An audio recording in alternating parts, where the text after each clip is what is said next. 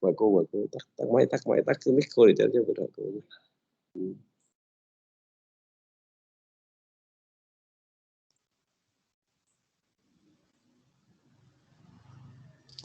Alo, Hùng có nghe được chị không Hùng ơi?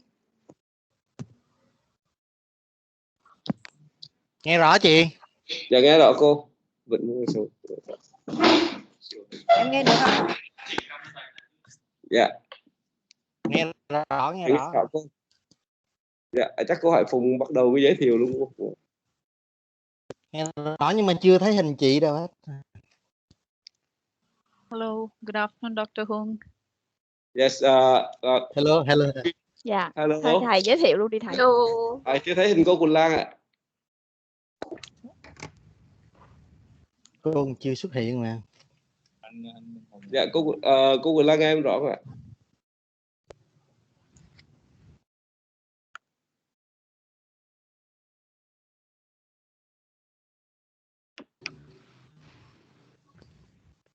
Waiting Audin, Professor Quỳnh Lan.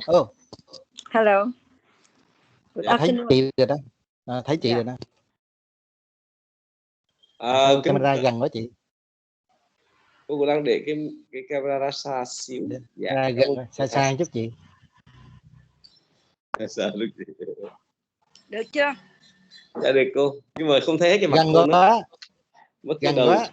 Thấy ánh mắt thôi. Thấy ánh mắt thôi chứ. Được chưa? Dạ được cô. Lùi ra chút nữa chị. Xa xíu nữa đẹp hơn. Cô đang để máy tính hay cô để điện thoại cô? Để điện thoại. Em muốn chị cho bằng máy tính hả? Dạ cô cho máy tính để cô thấy cái hình cô rõ hơn xíu. Dạ xin quý đồng nghiệp chúng ta chờ chút xíu để chúng ta ở bên phía khoa có một vài cái phần mở đầu á. Rồi sau đó chúng ta sẽ bắt đầu cái bài giảng của cô Thomas ạ.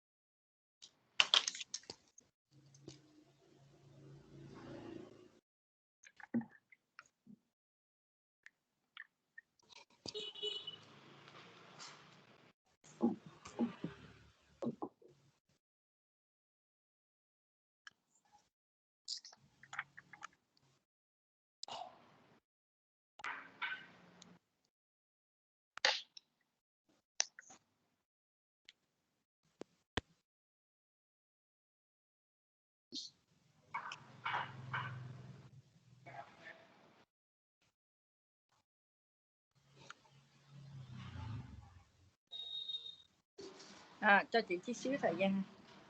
Dạ cô.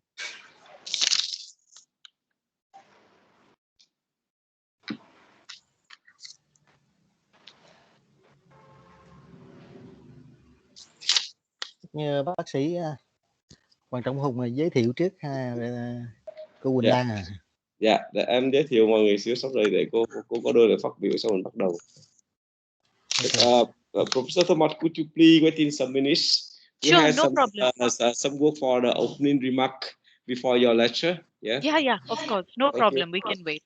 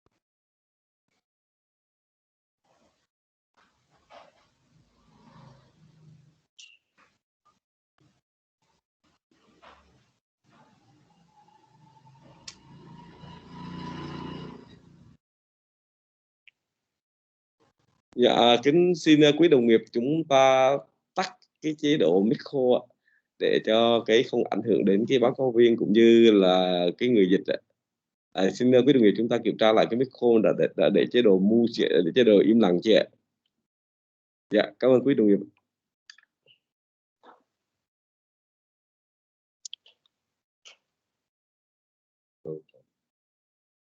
Đâu có mở đâu. Vừa anh nhiều.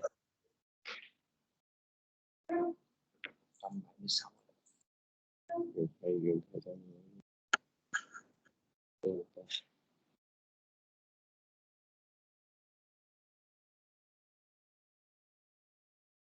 Rồi tắt từng người không? Cái gì nào tắt đi không?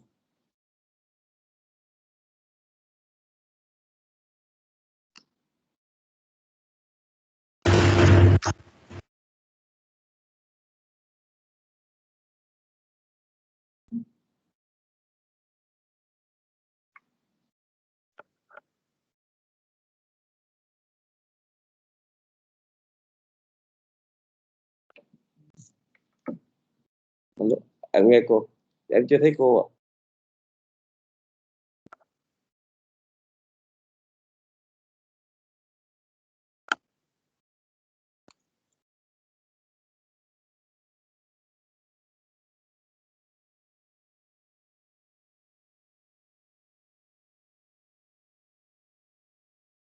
Alo, chào thầy Trọng Hùng, thầy nghe được không ạ?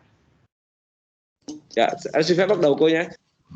Dạ rồi, xin lỗi mọi người. Dạ. Rồi, chào cô.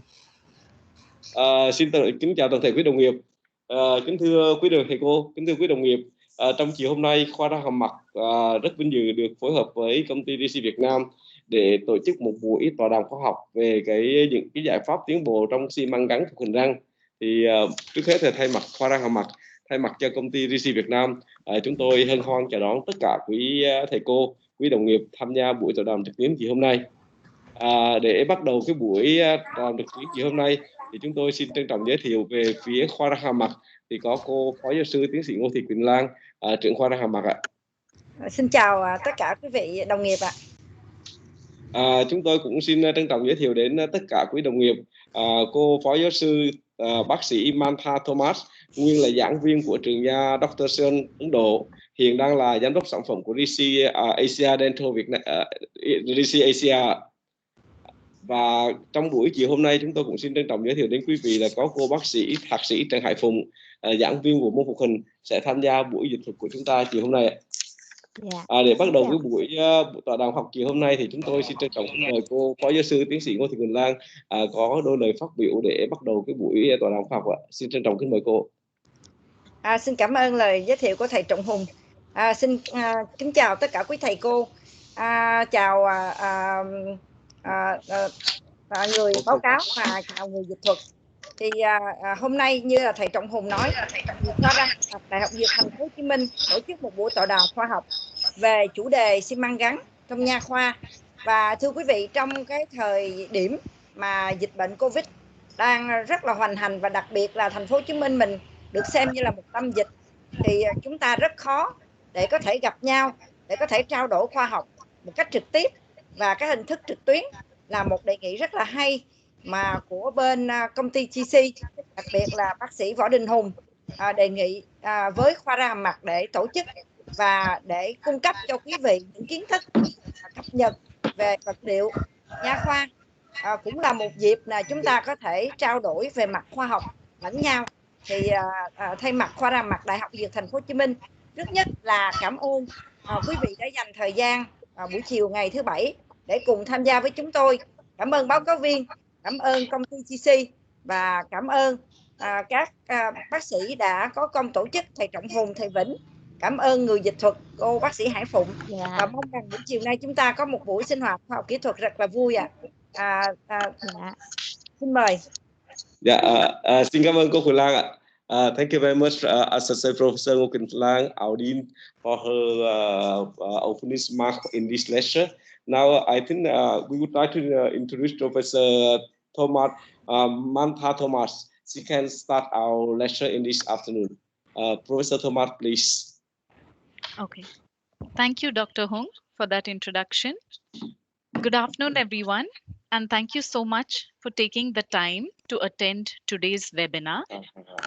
My name is Mamta, and I work as a product manager with GC Asia in Singapore.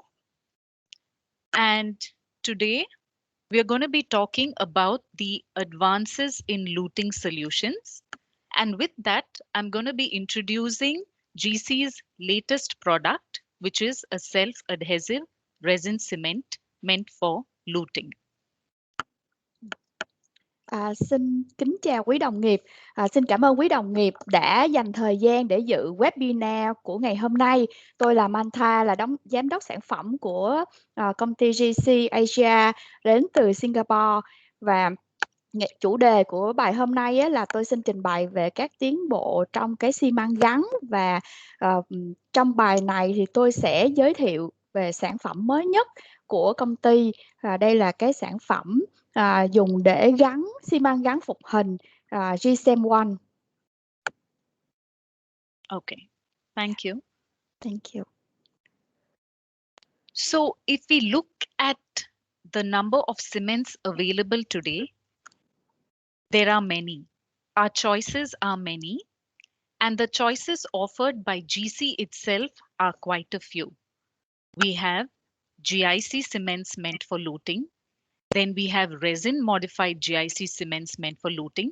And then we also have resin cements. So choices are aplenty, and we would typically wonder which cement is best for which situation. Thì hiện nay trên thị trường có rất là nhiều lựa chọn về xi măng gắn. Hãng GC cũng có nhiều lựa chọn cho các bác sĩ. Thì có 3 dòng sản phẩm chính là xi măng GIC Class L Normal.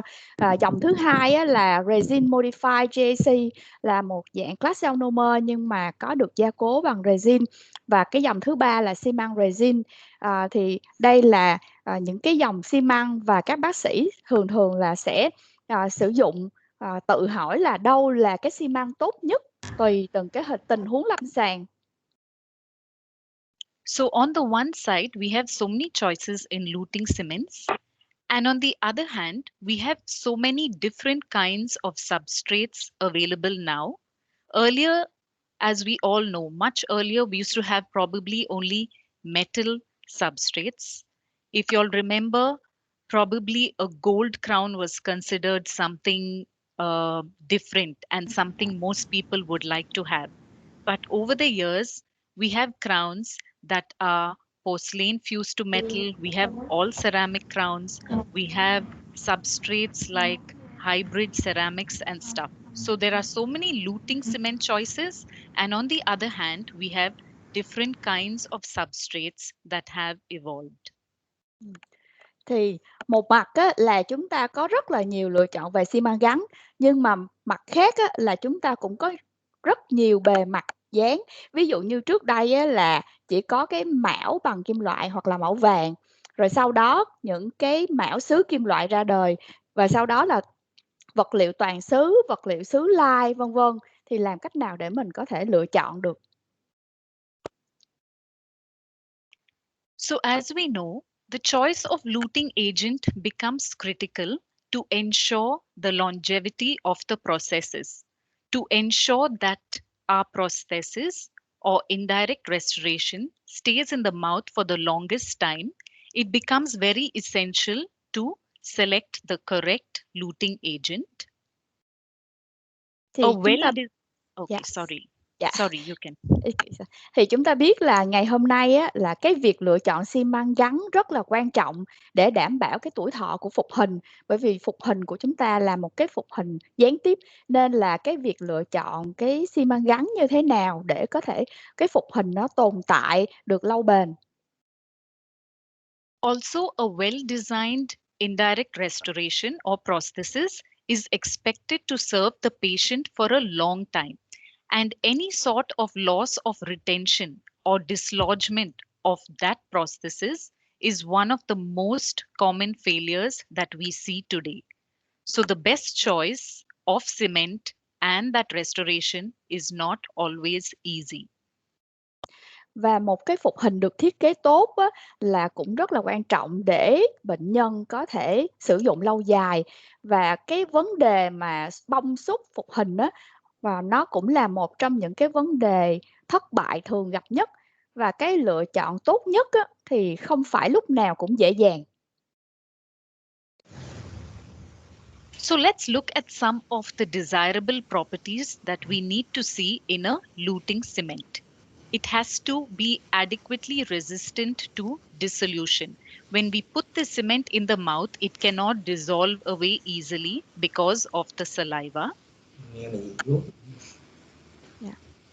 It should bond well through mechanical interlocking and through adhesion to the underlying tooth. There should be a strong bond that prevents its dislodgement.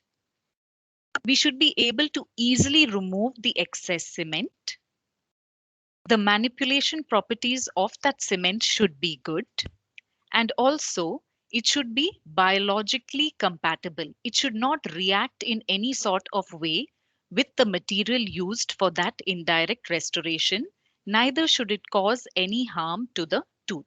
So these are some of the desirable or key features that anyone would look for in a luting cement. Thì đây là những cái đặc tính mong muốn của một xi măng gắn. Thì cái xi măng gắn đó nó phải kháng với những cái dịch hòa tan, ví dụ như là nước bọt trong môi trường miệng, thì xi măng nó cũng phải kháng với cái sự hòa tan. Nó phải có cái tính cái đặc tính bền dán và nó không có dễ bị bong xúc, nó dễ dàng loại bỏ xi măng thừa, cũng như là một cái xi măng nó phải cho chúng ta dễ thao tác. Và đặc điểm cuối cùng á, là nó phải tương hợp sinh học với lại cái bề mặt dán. Điều đó có nghĩa là cái xi măng đó nó không được làm tổn hại cái răng của bệnh nhân. Now, having said this, which one do we choose? Which cement to choose? So let's look at some properties that we need to keep in mind while choosing a particular luting cement. Some properties on the tooth side. Thì chúng ta nên lựa chọn như thế nào? Thì thứ nhất là chúng ta phải đi qua những cái đặc điểm trong quá trình chọn lựa xi măng. Thứ nhất là chúng ta nói về phía một cái cùi răng, về phía cái phần răng mà chúng ta đã sửa soạn. So one of the most important features to note of the tooth is that if it has a retentive preparation or not. So what is a retentive preparation? Obviously, a retentive preparation can be done only if there is sufficient tooth structure. For example, parallel walls would give maximum retention. If it is a posterior, slight taper of not more than 6 degrees is ideal. Try to avoid undercuts, and the axial wall height should be a minimum of 4 millimeters. So ideally, if a tooth more or less has some or most of these features, we can say that it is a retentive preparation. Thứ nhất là chúng ta nói về phía cái cùi răng. Thì một cái cùi răng mà có đặc tính lưu giữ tốt á, thì nó nên có những cái thành song song, hoặc là nó hơi hội tụ nhẹ khoảng 6 độ và không được có những cái vùng lẹm. Cái chiều cao của cùi răng á, là ít nhất phải 4 mm. Thì nếu mà một cái cùi răng đạt được càng nhiều những cái đặc tính như thế này á, thì chúng ta gọi là cái cùi răng sửa soạn nó có tính lưu giữ. So the tooth in question, for example, has a retentive preparation, and along with it, we need to consider these 3 possibilities. Is isolation not possible? Maybe, for example, in a child who has a lot of saliva, it's not easy to control it, even with a rubber dam or with your cotton rolls. So probably isolation is difficult. And the aesthetics or the beauty needs of that tooth is not very high. Maybe a posterior tooth, maybe it is a metal crown or a metal fused to ceramic, or it is a patient with special needs, someone who's a geriatric patient. So imagine you have a retentive preparation. Along with it, you kind of consider these possibilities also. Then maybe you would be thinking, oh, Probably I can use a GIC or a resin modified GIC cement in this case because they are more tolerant to moisture and they are very good with retentive prepared teeth because they can interlock well with them.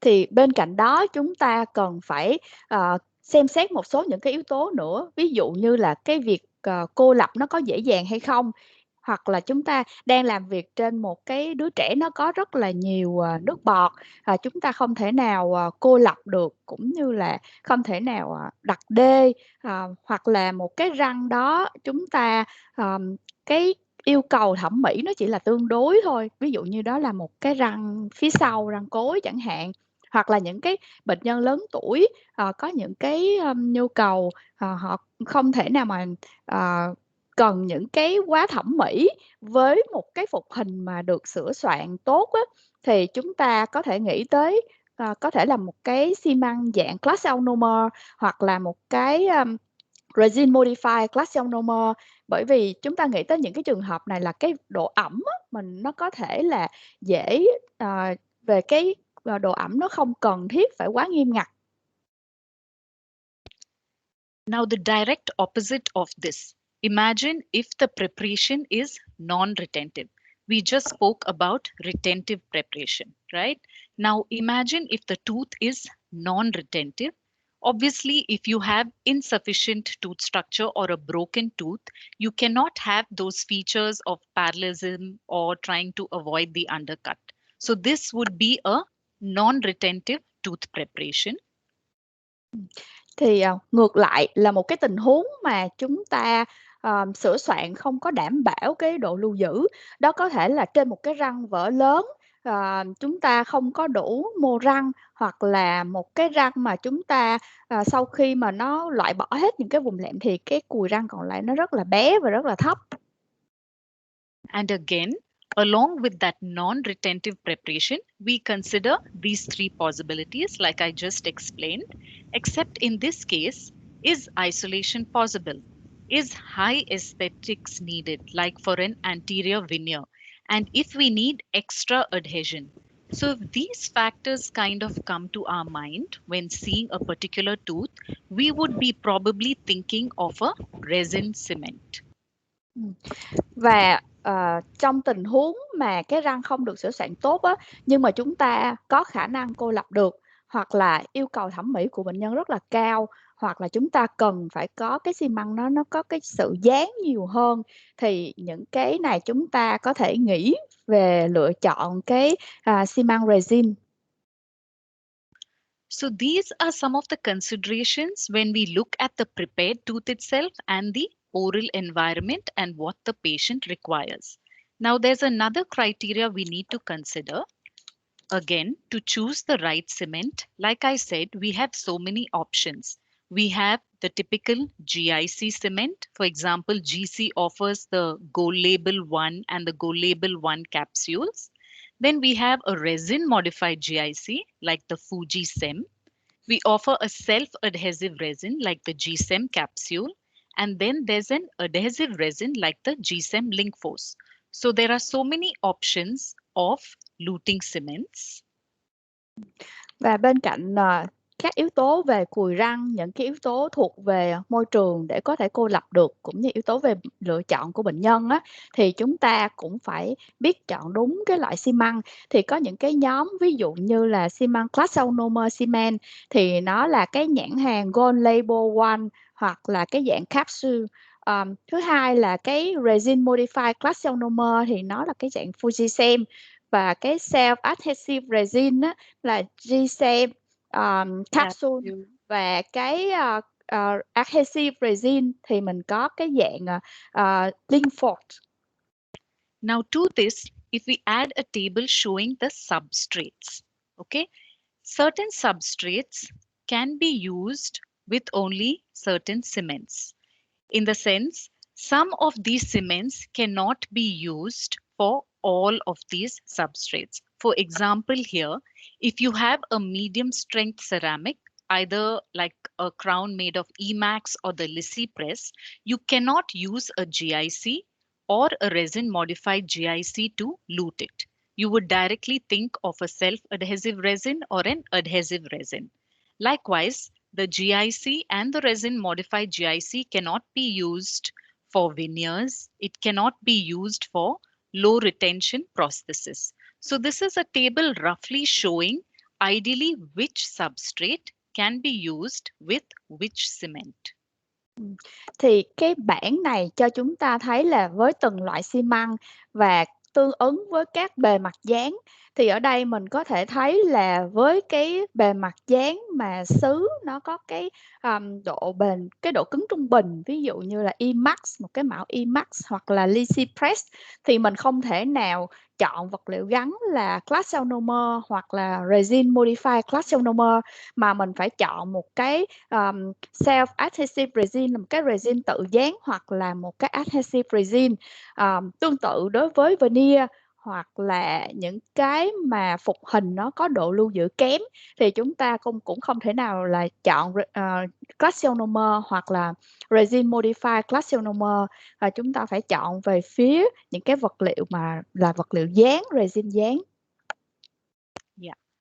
So now to summarize, you have to keep both these criteria in mind and then select the right combination of cement. So is the preparation retentive? Then, and is the preparation retentive? Okay, it is. So maybe we can think of a GIC. But if it's made of a Lisi press or an Emax crown, then oh no, we cannot select a GIC or a resin modified GIC. We'd have to look at a resin cement. Is my preparation non-retentive? Yes, it's non-retentive, but I want to use a GIC, but that is not the best option. So basically you consider few of these criteria. Is the preparation retentive? Is it non-retentive? What is my substrate made of? And then come to choosing the right cement. Và ngoài cái bảng này ra thì chúng ta còn phải phối hợp với cái đặc tính của cái cùi răng của mình, là sửa soạn có độ lưu giữ tốt hay là không có độ lưu giữ tốt. Ví dụ như một cái bề mặt mà được lưu giữ tốt á, thì mình có thể dùng các Clasionomer, nhưng mà một cái bề mặt không lưu giữ tốt á, thì cái Clasionomer này nó không phải là một cái lựa chọn tốt. Do đó là ngoài những cái lựa chọn về xi măng, về lựa chọn dán, và chúng ta cũng phải xem cái mức độ lưu giữ khi chúng ta sửa soạn cái phục hình đó nó có lưu giữ tốt hay không. With this, I'd like to introduce you all to our new product. It's called GSEM1. It is a self-adhesive resin cement. It has a tagline called Simply the One. Okay. So the GSEM1 is a dual-cured self-adhesive resin cement, where the resin cement itself is available in a paste pack, and then there's an optional tooth primer that comes with it called the Adhesive Enhancing Primer. Thì tôi xin giới thiệu với các đồng nghiệp một sản phẩm mới là GSEM1, là một cái xi măng resin tự dán lưỡng trùng hợp, và nó có một cái dạng nó là dạng paste trong một cái ống đi kèm với một lọ primer, và một cái lọ primer này á, là nó được bôi lên cái răng để cho cái kích hoạt cái khả năng tự dán. So this Adhesive Enhancing Primer, for short form, I will be calling it AEP. The AEP is nothing but the tooth primer that comes along with the GSEM1 paste pack kit. Now, if we look at this table here, which I showed earlier, the GSEM capsule that GC has is also a self-adhesive resin, but you see it is not recommended for veneers or for low retention prosthesis. But with the GSEM1, because of this tooth primer or the AEP, it can be used to lute all sorts of substrates, all sorts of prostheses made with all kinds of substrates. Thì với cái GSM-1 này chúng ta sử dụng với một cái lọ là Adhesive Enhancing Primer, là một cái primer nó làm tăng cường cái tính dán, và để gọi tắt cho nó nhanh á, thì mình gọi là AEP. Thì so với cái xi măng GSM dạng capsule là cái dạng con nhộng á, thì mình không có dùng để gắn veneer, cũng như là không gắn được những cái phục hình có độ lưu giữ kém. Nhưng mà với cái GSM-1 này á, thì mình có thể gắn cho hai cái loại này, ngoài những cái loại phục hình kia là gắn được hết. Thì với veneer và với những cái phục hình lưu giữ kém á, thì khi mà mình kèm với cái AEP á, mình vẫn có thể dùng được. So let's see what this GSM-1 is about. I'm going to go into more details about this product now. So we feel it is probably the only cement you will ever need because it has an outstanding universal performance. It's considered a next generation cementation and it has enhanced adhesion. Thì GSM-1 là một cái xi măng duy nhất mà các bạn sẽ cần, bởi vì á, là nó có cái chữ O á, là nó đại diện cho cái từ outstanding, là một cái đặc tính nó rất là vượt trội. Cái N là next gen, là một cái xi măng thế hệ mới, và cái E là enhanced adhesion, và nó tăng cường cái tính dính. So why do we say it has outstanding universal performance? One reason being that it has a high shear bond strength to all substrates. So this is a study that was published in the Dental Advisor this year. It was a biomaterials research report testing the bond strength of GSM-1 compared to competitors, compared to other self-adhesive resins. And these were the results for enamel, for dentine, for a Lissy crown, and for a zirconia crown. So in all these, it showed that the GSM-1 had much higher bond strength as compared to the other cements, more so with the adhesive enhancing primer was used. Thì vì sao chúng ta nói là cái xi măng GSM-1 này nó có cái tính dán vượt trội? Bởi vì là cái nghiên cứu về độ bền xé dán với tất cả các loại bề mặt nó rất là cao. Thì đây là cái nghiên cứu được đăng trên cái Biomaterial Research Report, thì thấy là cái kết quả là GSM-1 nó có một cái độ bền dán tốt hơn hẳn những cái xi măng được dùng trong nghiên cứu. Ví dụ như những cái xi măng khác các bác sĩ có thể thấy, và cái độ bền dán này có thể dán được trên những cái vật liệu Lissy hoặc là zirconia, trên men cũng như trên ngà. It had unparalleled wear resistance, basically to preserve the marginal integrity. So usually if the cement gets worn away fast, you see this cement line is shown. And over time, because of plaque deposition or stains, it is seen as an unsightly brown line. Therefore, a luting cement, the abrasion resistance is important. It should be high. And with the GSM-1, it is almost 16x more wear resistant as compared to many other self-adhesive resins. Thì với một cái xi măng gắn á, thì thường khi mà mình gắn trên một cái phục hình, nó sẽ có một cái xi măng line, là một cái đường tiếp nối giữa phục hình với xi măng. Và nếu mà cái xi măng mà trên cái đường này nó bị mòn đi á, cái đường này nó sẽ chuyển qua màu nâu, và cái là do cái tích tụ mảng bám hay là những cái vết dính. Vì vậy cái sự kháng mòn của một cái xi măng nó rất là quan trọng.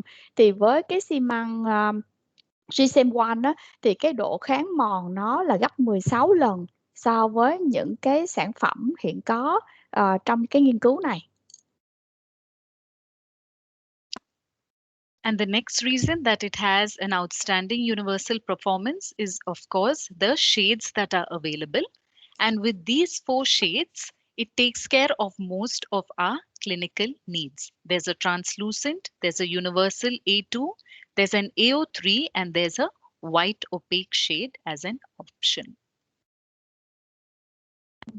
Và cái xi măng này cũng cho mình cái chọn lựa về cái màu sắc, mình có thể những cái chọn lựa từ trong cho tới đục, và những cái màu nó có thể là màu A2 hoặc là AO3, hoặc là màu trắng nó có nhiều cái độ đục hơn.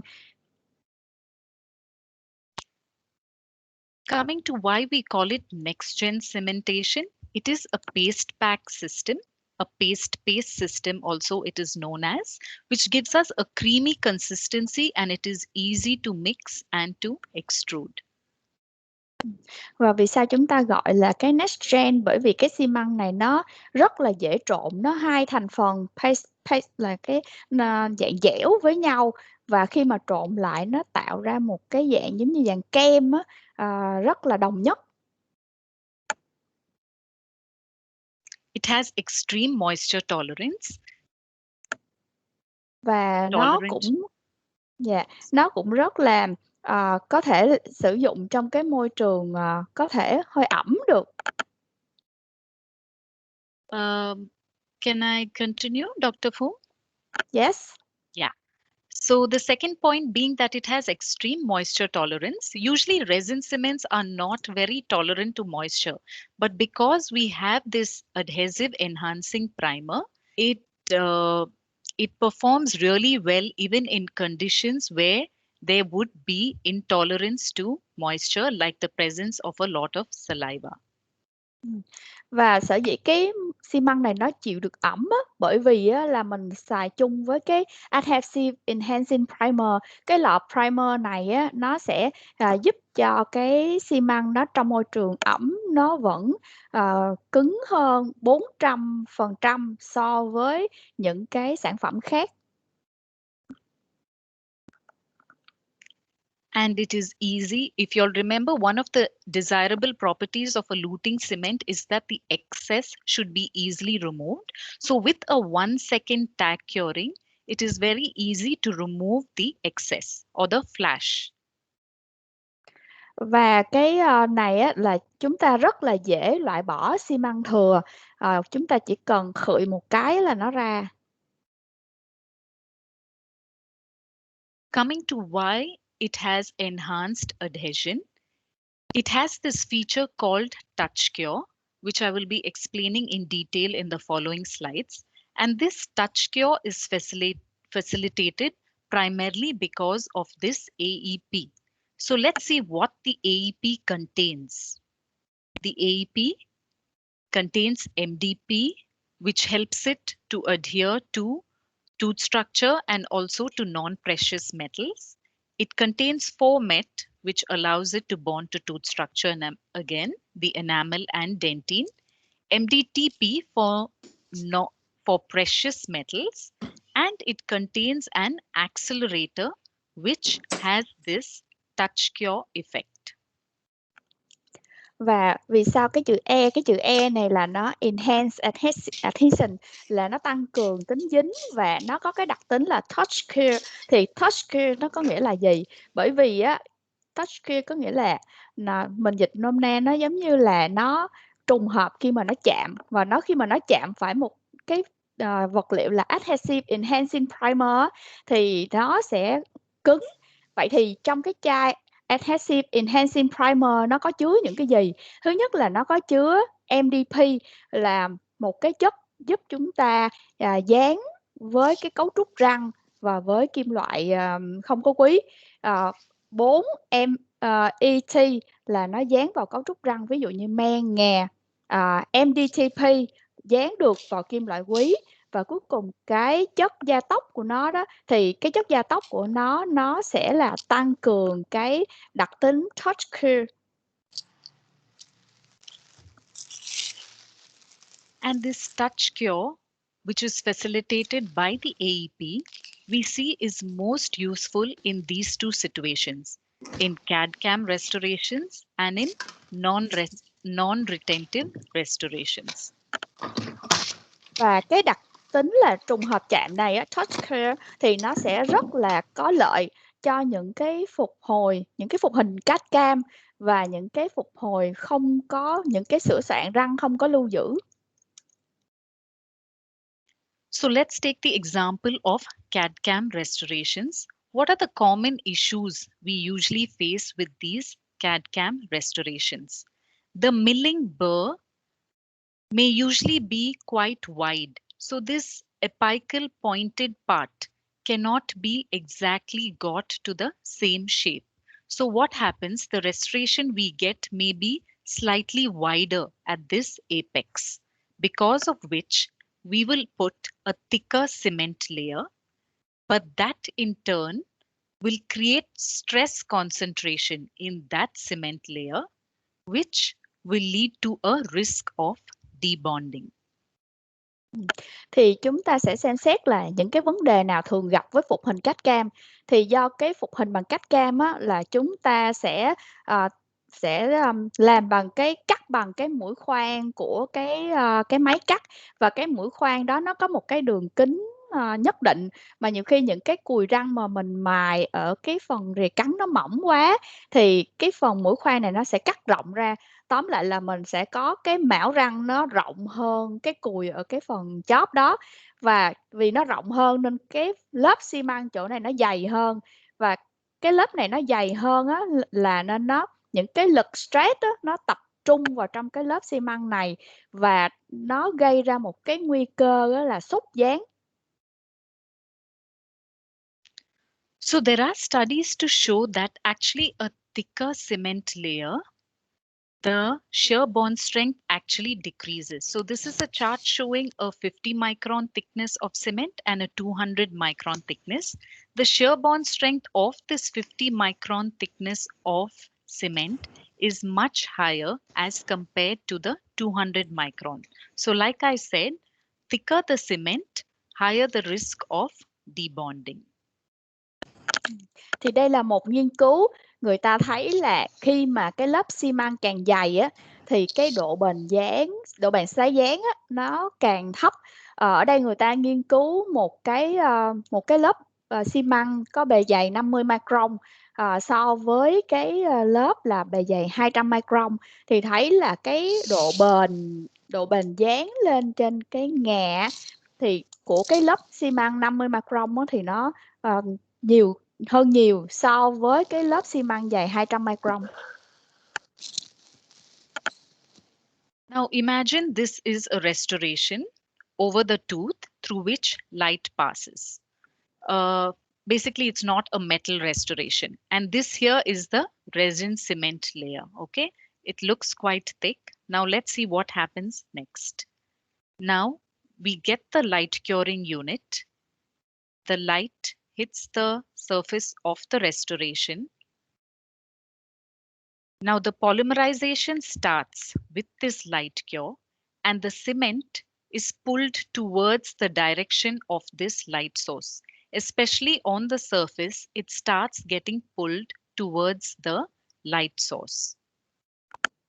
Thì tiếp theo là chúng ta thấy trong một cái mô hình này á, thì cái đường màu hồng hồng á, nó tượng trưng cho cái xi măng resin.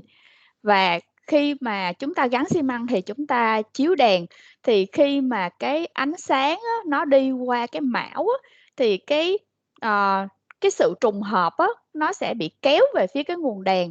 Nói cách khác á, là cái phục hình á, cái lớp xi măng nó sẽ đông và nó bị kéo về phía cái nguồn đèn. So at this tooth resin interface, what happens is we will see a peeling away. So if there is a thicker layer of cement, it will add to more stress and hence more peeling. Thì tại giao diện của răng và xi măng á, thì cái lớp xi măng này nó bị bong ra khỏi bề mặt răng. Lớp xi măng này càng dày thì càng nhiều lực stress và càng dễ bị bong.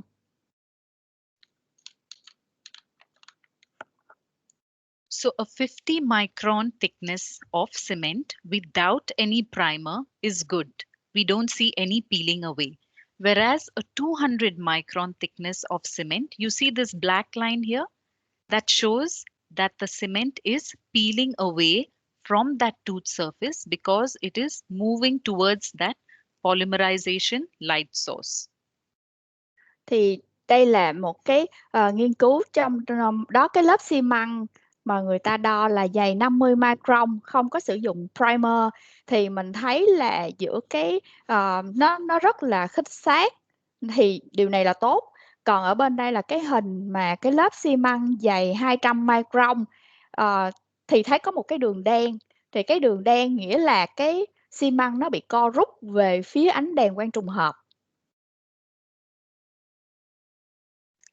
So now imagine we apply a layer of this AEP to the tooth surface. AEP is a primer. It is an option. You don't have to always use it, but in such a case, in a CAD/CAM restoration where there are common issues of a thick cement layer, now we can't escape that, right? We need to overcome that somehow. So what we can consider doing is putting a layer of the AEP on the tooth surface, and then the cement, as usual, is put on the inner surface of the restoration. When they come together, the polymerization will start from within. From inside out, this polymerization starts when this layer of AEP coated on the tooth comes in touch with the cement, which is on the inside surface of the restoration. Thì bây giờ là mình sẽ nói khi mà mình bôi lên cái cùi răng một cái lớp AEP. AEP là một cái primer, thì không phải lúc nào mình cũng phải cần cái AEP, nhưng mà trong cái phục hình cách cam á, thì cái khoảng xi măng ghép là một cái khoảng dành cho xi măng lúc nào nó cũng hay là dày hơn bình thường. Thì khi mà xi măng nó tiếp xúc với cái lớp primer này á, thì cái sự trùng hợp nó sẽ bắt đầu khi mà cái xi măng nó tiếp xúc với AEP, và có nghĩa là cái sự trùng hợp này á, nó xảy ra từ trong ra ngoài. So this AEP contains a catalyst, and this catalyst boosts the amount of radicals generated, which is why the minute the cement comes in touch with this layer of AEP, immediate polymerization starts, and it is uniform, and it occurs uniformly from the inside out. That's why it's called touch cure. The AEP by itself has no polymerization. You use a light cure on it, it has no effect.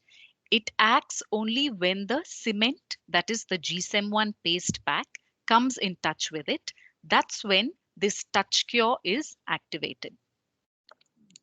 Và cái trong cái AEP này á, thì nó có một cái catalyst, và khi mà nó gặp cái GSEM1 á, thì cái sự trùng hợp nó lập tức nó xảy ra, và lúc đó thì khi nó xảy ra thì nó cứng từ bên trong ra ngoài, và lúc đó là cái ánh sáng đèn quang trùng hợp á, nó không bị có tác động là nó kéo xi măng rút về phía cái nguồn sáng nữa. So like I just explained, because of these common issues with the CAD/CAM restorations, and you have a thick cement layer, what we can consider doing is applying this primer. So if we apply the primer and then still have this thick cement layer, the peeling at that interface will not happen, even though the cement is thick, because this AEP will help to keep it down, will help to keep it intact. You will not see a peeling away like this. Và bây giờ thì cũng với cái chiều dày xi măng khoảng 200 micron, cái vấn đề đây là thường hay gặp với phục hình cách cam, thì người ta bôi lên trên cái cùi răng và người ta xem là cái bề mặt dán nó như thế nào, thì người ta thấy là khi mà mình có bôi cái AEP là với cái sự hiện diện của cái primer đó thì người ta không thấy có cái sự bong xi măng ra khỏi cái bề mặt giao diện với nhà răng, mà mặc dù là cái lớp xi măng này nó vẫn là dày.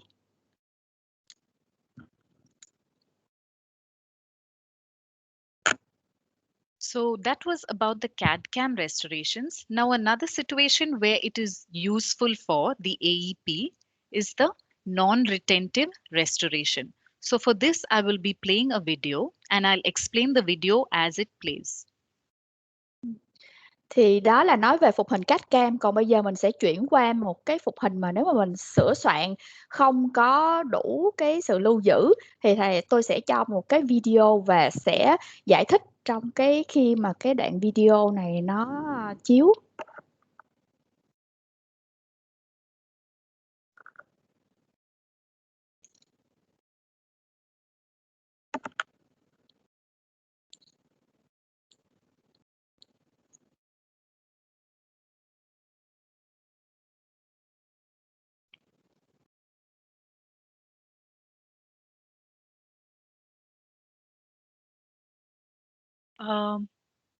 Sorry, I don't think you can hear the sound, right? Let me just, one moment.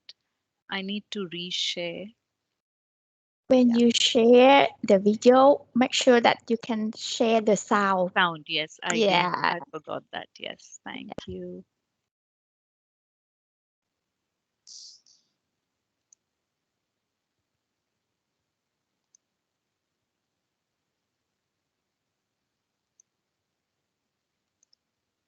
Okay.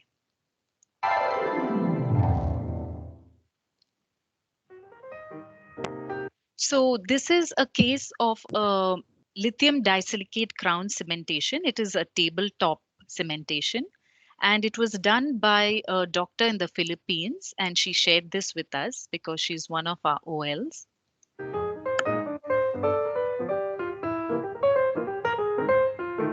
Đây là một cái ca có cái mão là lithium disilicate. Thực ra nó là một cái tabletop của một bác sĩ người Philippines đã chia sẻ với chúng tôi, bởi vì bác sĩ đó là cái KOL.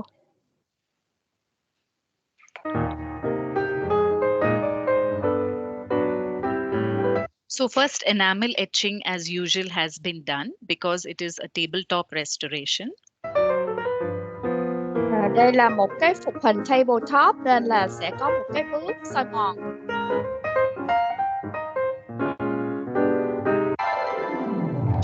Oh, sorry, it's gone. Right. Sorry.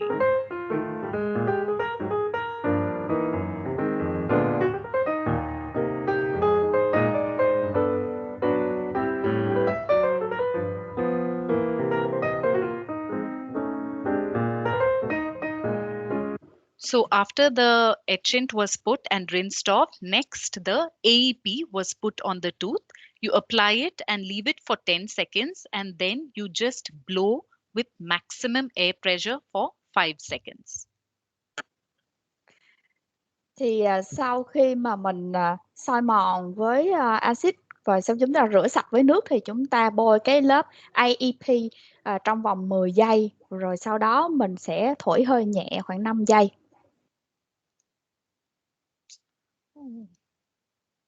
I'm so sorry, going back and forth. So I will just let it play. I will explain at the end.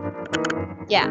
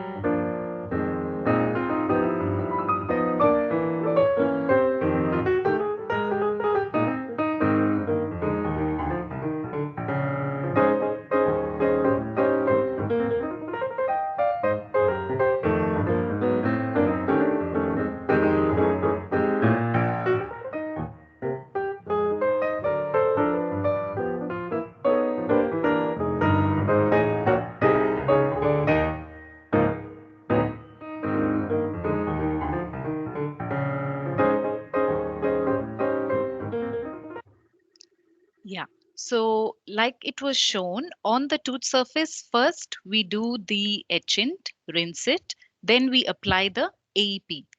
Apply it on the tooth surface, leave it undisturbed for 10 seconds, and then blow with maximum air pressure for 5 seconds.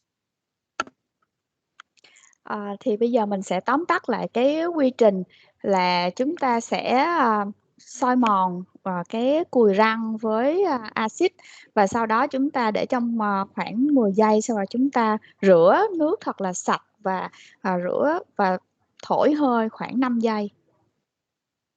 So that was on the tooth side. Now on the restoration side, since it was a lithium disilicate crown, we have to prep the crown. So first hydrofluoric acid was used, and then we applied the silane coupling agent. So for glass ceramics, you need silane to prime the tooth, which is available in our G multi-primer. GC's G multi-primer contains silane, which is what was used to prime the surface of that disilicate crown after hydrofluoric acid etching. Thì sau đó chúng ta sẽ bôi cái primer lên trên cái răng và trong vòng 10 giây và thổi 5 giây, đó là về phía răng. Về phía cái mão á, thì chúng ta sẽ dùng cái multi đó là một cái sealant và primer, đó là một cái sealant để làm khô cái bề mặt của cái mão răng. And then the GSEM cement was mixed, put on the intaglio surface, on the inner surface of that crown, and then put onto the tooth and tack-cured for a second. Tack-cure is done by just waving it lightly over the restoration. 1 second is ideal, but sometimes some people, some dentists may feel 1 second is too less and may kind of tack-cure for a little longer.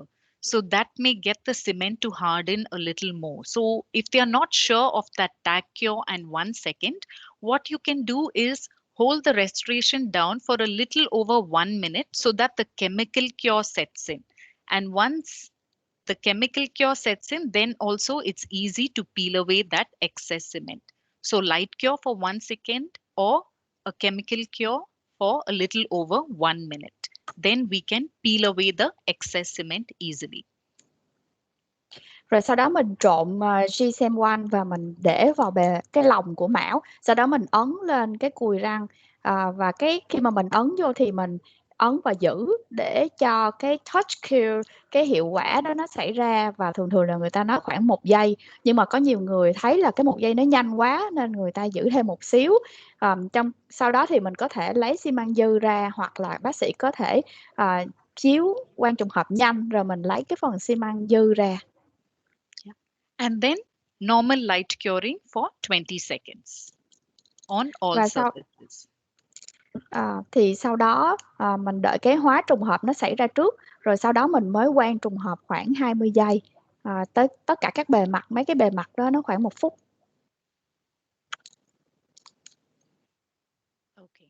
So this chart here just gives us an idea of when we should use the GSEM1 AEP. It's not a hard and fast rule, but just to understand, in case we have a retentive preparation, and if our substrate is made of metal or zirconia or a ceramic fiber post, then we don't really have to think of using the AEP.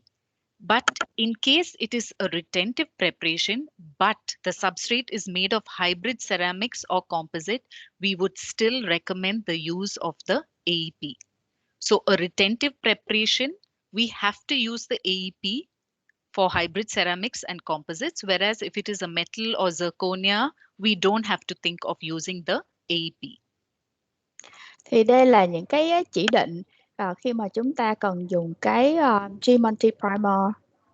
Khi mà sử dụng cái GSEM1 thì với cái phục hình và AEP thì một cái phục hình mà có độ lưu giữ tốt, và đó cái phục hình đó bằng kim loại, bằng zirconia, bằng sứ hoặc là bằng chốt sợi, thì mình không cần sử dụng cái AEP. Còn với cái phục hình và dùng hybrid ceramic hoặc là composite thì mình cho dù nó là có được độ lưu giữ tốt, mình vẫn nên dùng AEP. Like I said, one of the key factors in determining which cement you should look at if the preparation is retentive or non-retentive. So keeping that in mind, for a non-retentive preparation, we would recommend the use of the AEP. Thì như là tôi nói là cái sự lưu giữ của cùi răng nó là một cái yếu tố để mình suy nghĩ là mình có sử dụng cái AEP hay không. Thì với một cái cùi răng mà sửa soạn không có độ lưu giữ tốt á, thì mình cần sử dụng AEP. And now this is a table. Sorry, it's stuck.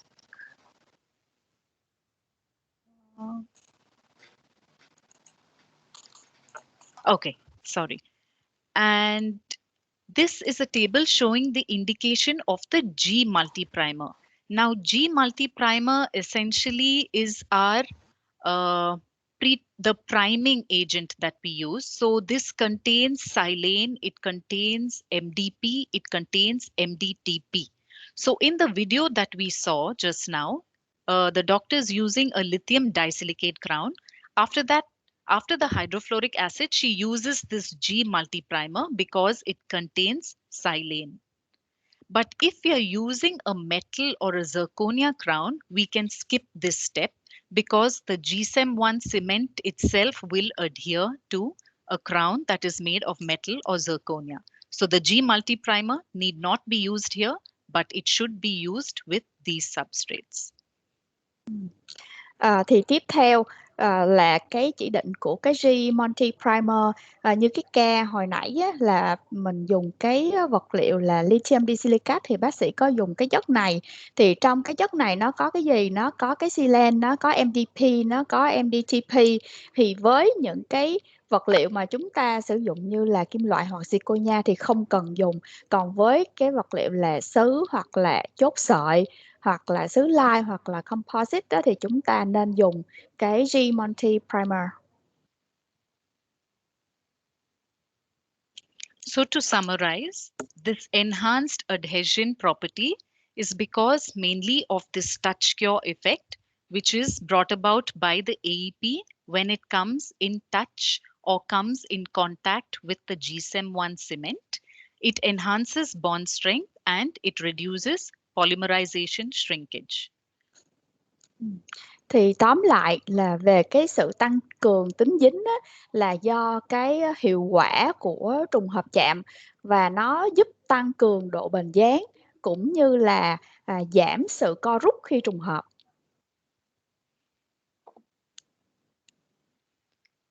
So this is a chart again, just showing how that enhanced adhesion with the AEP is so high because of this touch cure ability as compared to the other cements and as compared to GSEM1 by itself also. With the AEP, that initial 5-minute adhesion is pretty high, above 20 megapascals. Thì ở cái sơ đồ này một lần nữa cho thấy khi mà chúng ta kết hợp với AEP á, thì nó có thêm một cái hiệu ứng là trùng hợp chạm. Thì với cái này á, là cái độ bền dán của cái độ bền xé dán của vật liệu á, là nó rất là cao và nó hơn 20 megapascal.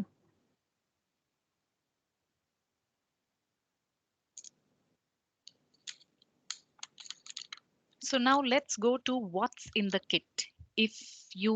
If y'all were interested in buying the GSEM1, let's look at what is available in the kit. So a starter kit, there is an option of with or without the dispenser. I'll show you pictures of the dispenser in the next slide. So it comes with the GSEM1 paste pack. This is the paste pack, a double cartridge. We have the adhesive enhancing primer, a 2 ml bottle, a mixing pad, and the dispenser, like I said, is optional. Now this adhesive enhancing primer, the AEP in the starter kit is only 2 ml. That gives us about 100 drops. So 100 drops or a 2 ml bottle will last for about 1.5 cartridges of this GSEM1 cement. And if you were to buy after this 2 ml bottle is over, the next available option would be a 4 ml bottle, which is the individual pack. And that contains about 200 drops of liquid, which will last for about 3 cartridges of this GSEM1 cement. So one 4 ml bottle will last for 3 such cartridges. Thì chúng ta sẽ xem là nếu mà chúng ta muốn mua cái xi măng này dùng thì trong hộp có gì. Đầu tiên là cái bộ mà starter kit nó có thể là có cái phần dispenser hoặc là không có dispenser. Thì cái nó có một cái GSM1 cái dạng paste thì nó vào 7,6 ml. Rồi sau đó có một cái chai AEP 2 ml trong cái bộ starter kit thôi, và một cái sắp giấy trộn. Ngoài ra cái dispenser là nó làm tùy chọn thôi. Và cái AAP 2 ml này nó tương ứng với 100 giọt, là cỡ khoảng 1,5 cái cartridge. Và nếu mà mình mua cái chai mà 4 ml thì nó khoảng 200 giọt và nó xài được 3 cái ống GSM1 này. So since it's a paste pack, we require a dispenser for it. So there are 2 dispensers available. But of course, we'll have to check with our GC associates in Vietnam about what will be immediately available in that market. So if you all are familiar with the GC's Fuji SEM, which is the resin modified GIC, this is the same dispenser that can be used for the GSEM1 also. Hence, it's called the Fuji SEM dispenser. It is a metal dispenser.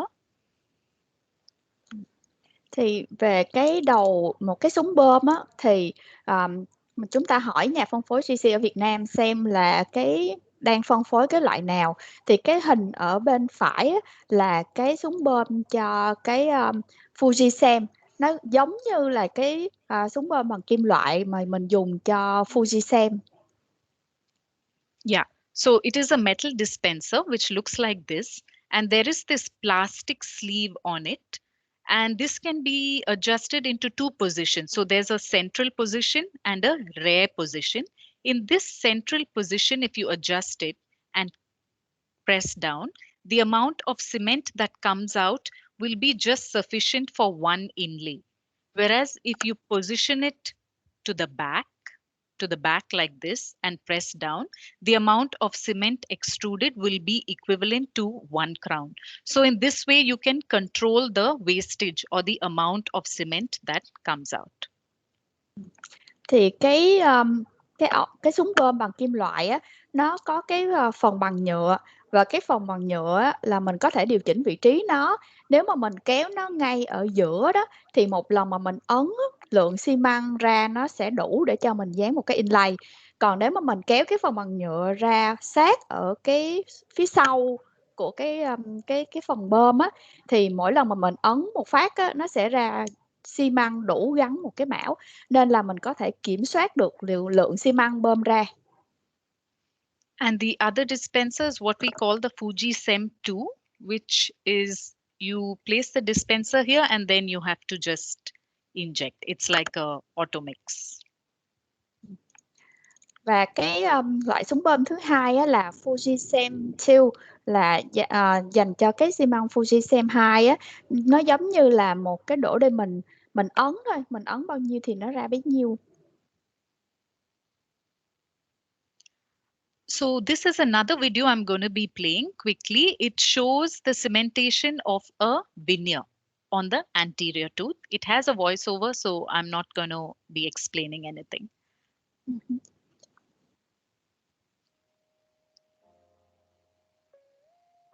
This video shows us the cementation of an all-ceramic veneer using GSM1. First, apply the adhesive enhancing primer on the clean tooth surface.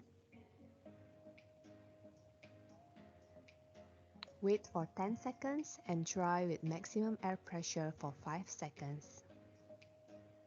Prepare each restoration according to manufacturer's instructions. Now, apply the G Multi Primer on the inner surface of the veneer and dry with air syringe. Fit the cartridge into the dispenser. Squeeze out the cement and mix together for 10 seconds until it's even.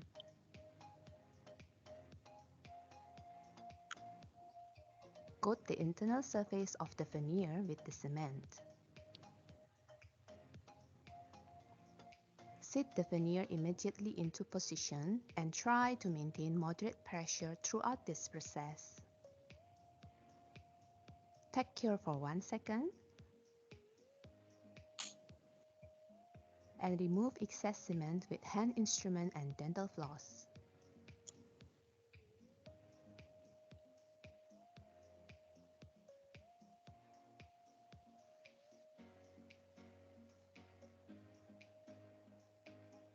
Continue to maintain moderate pressure and do full cure on all surfaces and margins. This table shows you when to use adhesive enhancing primer on tooth surface for different clinical situations, and when to use G multi-primer for different substrates.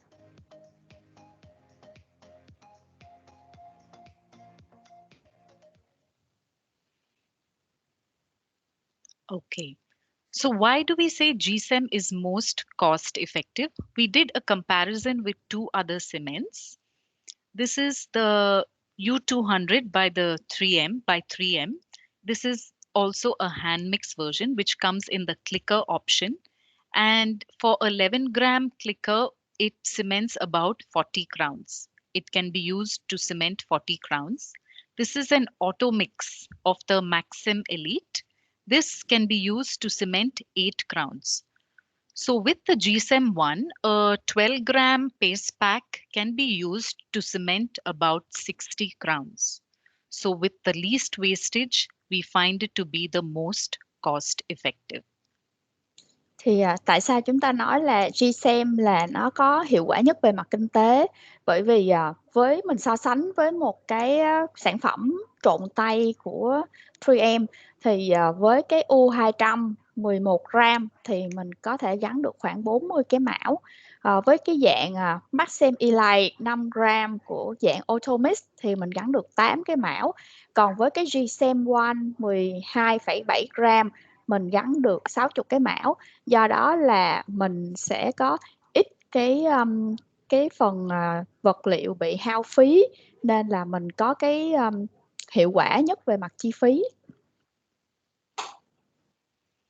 And this is another comparison we did again with some of the other self-adhesives. So 3 of the key points to note here is GSEM 1 has the option to increase the bond strength because it has the AEP compared to the other cements which does not have that option.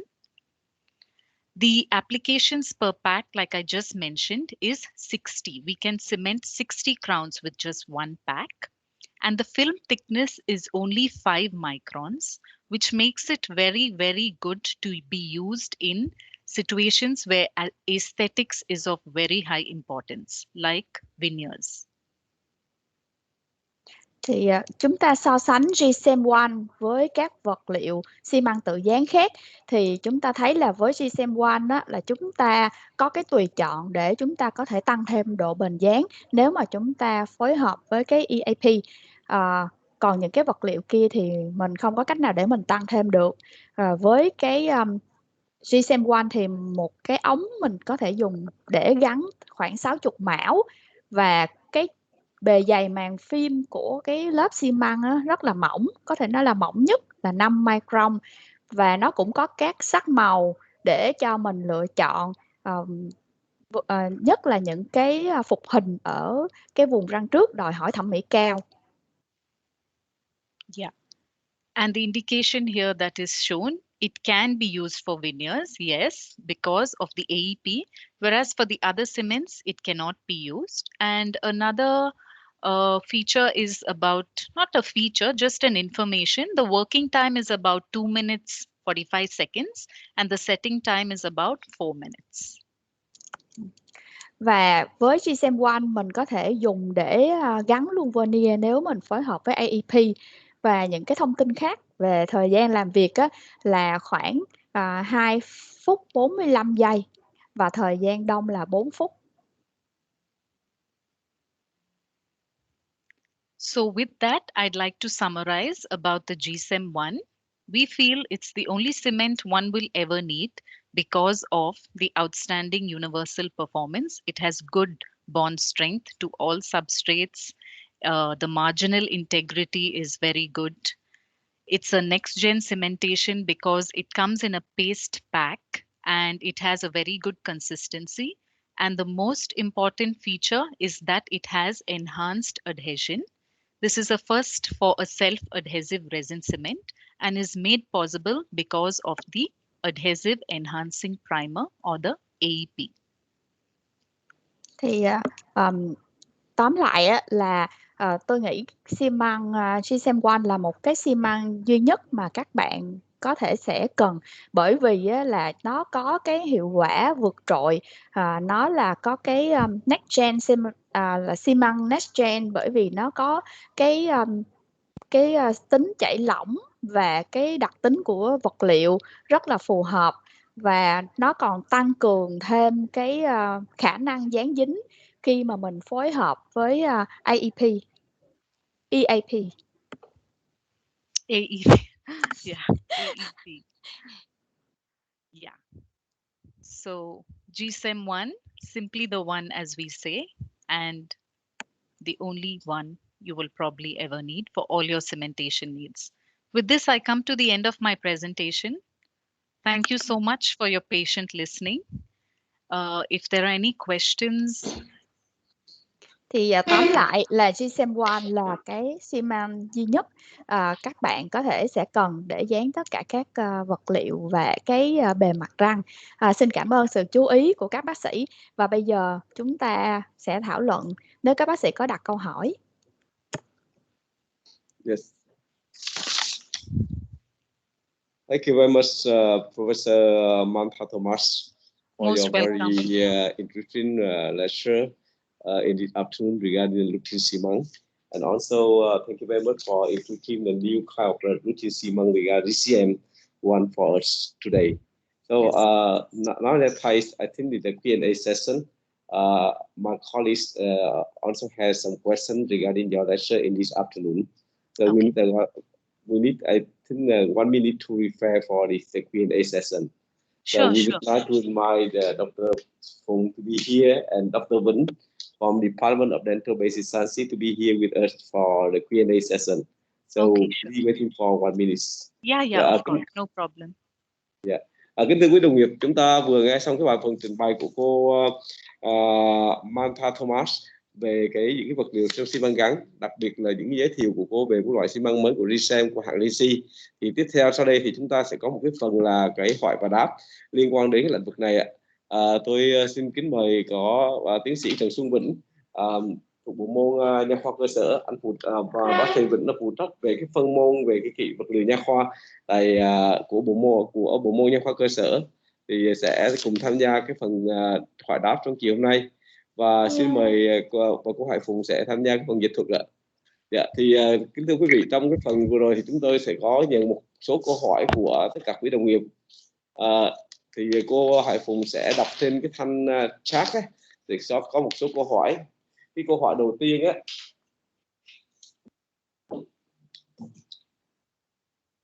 cái câu hỏi đầu tiên thì câu hỏi của một bạn liên quan đến cái thông tin liên quan đến thời gian làm việc và thời gian đông cứng vật liệu.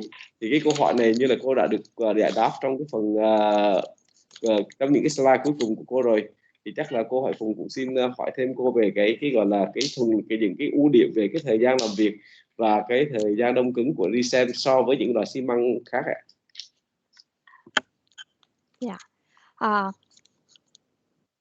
Excuse me, the first question regarding the working time and the curing time of the GSEM1, is that any better than other material in the market?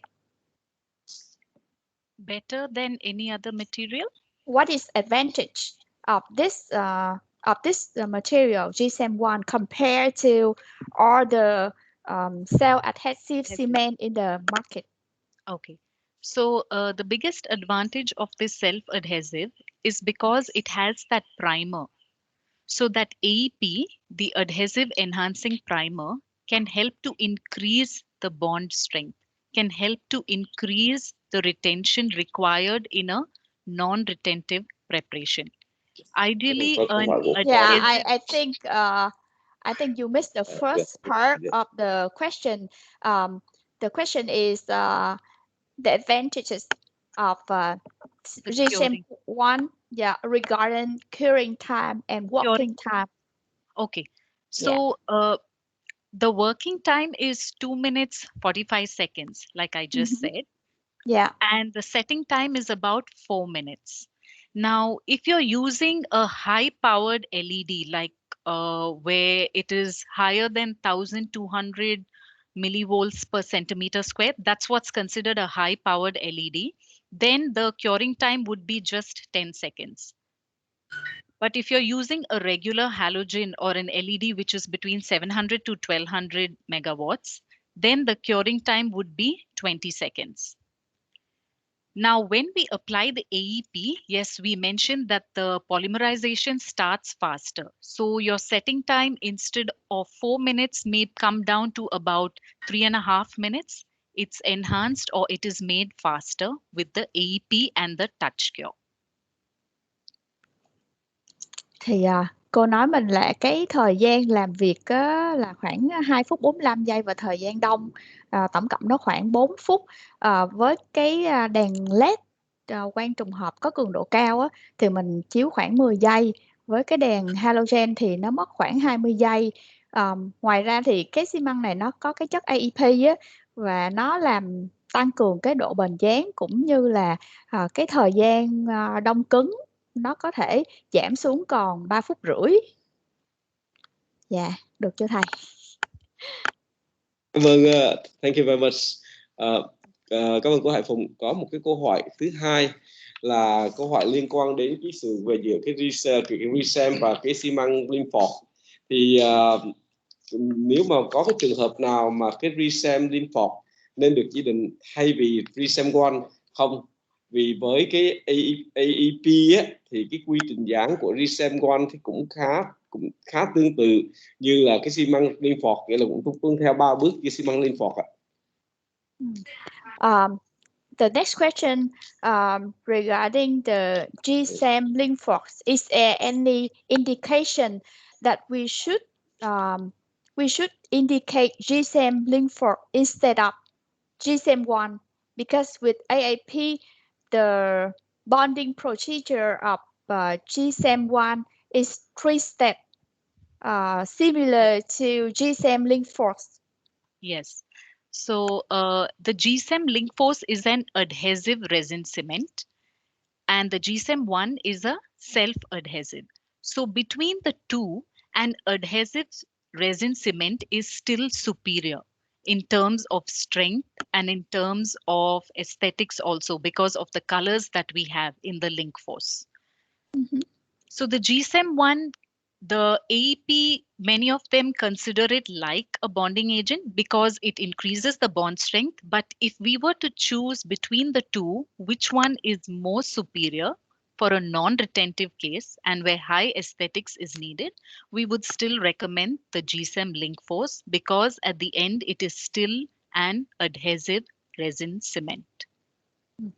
Thì sự khác biệt của cái resin của cái xi măng GSM One với lại GSM Linford á, là cái xi men Linford nó là adhesive resin, nó là cái resin dán, còn cái GSM One nó là self adhesive, nó tự dán. Nên là khi mà mình nói về cái độ bền dán cũng như là cái tính thẩm mỹ á, thì cái Linford á, nó sẽ nổi trội hơn. Nên là nếu mà một cái vùng răng mà mình sửa soạn không có đảm bảo độ lưu giữ và nhất là cần thẩm mỹ á, thì và mình cần và cái sự bền dán của cái phục hình á, thì sẽ chọn GSM Linford. But would you say GSM One is more humid tolerance compared to GSM Linford, or is about the same? So there is a study done about the AEP. So the AEP kind of, when we coat it on the tooth, right? The salivary proteins, it kind of makes into micelles. And when we do the air dry, it kind of removes the salivary proteins, which is responsible for the moisture contamination. So there's no hard and fast rule or study to say that the GSM1 is more moisture tolerant, but this AEP does have this property. So between the link force and the GSM1 would be more tolerant to moisture contamination. Yeah, thank you. Thì Phụng mới hỏi thêm á, là như vậy thì giữa cái GSM Link Force với lại GSM1 á, có phải là cái GSM1 nó chịu được ẩm tốt hơn cái GSM Link Force hay không? Thì cô nói là thật ra là hai cái xi măng này á, về cái vật liệu mà xi măng á, thì nó đều không có chịu ẩm như nhau, nhưng mà vì cái GSM1 này nó có cái lớp primer là cái AEP á, thì cái AEP này nó có thể chịu được cái độ ẩm tốt hơn cái lại Link Force, nên là nhờ có cái AEP á, thì có thể nói được là cái GSM1 khi kết hợp với AEP thì nó chịu ẩm tốt hơn cái Link Force. Dạ. Thank you very much. Cảm ơn cô Hải Phùng. Cái câu một cái câu hỏi kế tiếp của liên quan đến cái xi măng GSM1, thì nếu mà mình sử dụng cái xi măng này á, thì nó có gây ra bất kỳ phản ứng phụ nào không? Đối với cái phản ứng phụ trên cái phức hợp giữa là tủy và ngà răng á, và lúc mình chiếu đèn thì nó gây ra cái sự quá cảm cái ngà răng hay không?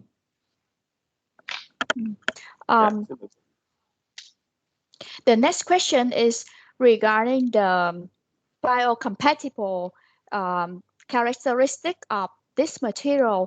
Will it cause any sensitive of the dentin or any harm to the pulp of the natural tooth? No, there is no need for such worry, because most of the components in this AEP and the cement in this AEP is similar to that of our bonding agent, like the G Premio bond, which is very useful to not cause sensitivity. So the ingredients are very similar. There's just a catalyst that is different that is added. So there is no cause for worry about it causing sensitivity to the tooth or any other issues. Thì cô trả lời là về cái sự gây nhạy cảm hoặc là có tác động lên cái ngà răng hoặc là tủy răng thì mình không có lo, tại vì nó sẽ không có gây nhạy cảm. Và những cái thành phần của cái AEP này nó cũng giống như trên cái keo dán bình thường. Also, if acid etching is done, right? Like in the video I showed, because it's a tabletop, acid etching was done. In that case, maybe the etchant would cause some kind of sensitivity. But from the cement itself, if there is no etching done, there is no cause for worry about any adverse effects. Thì với cái ca mà mình thấy trên cái đoạn video là có sử dụng axit để soi mòn, bởi vì nó là một cái tabletop nên mình phải dùng cái đó. Còn nếu mà những cái trường hợp mà mình không có dùng axit để soi mòn, là cái bước đầu tiên để xử lý bề mặt răng á, thì mình không có cần lo lắng về cái gây nhạy cảm ngà răng.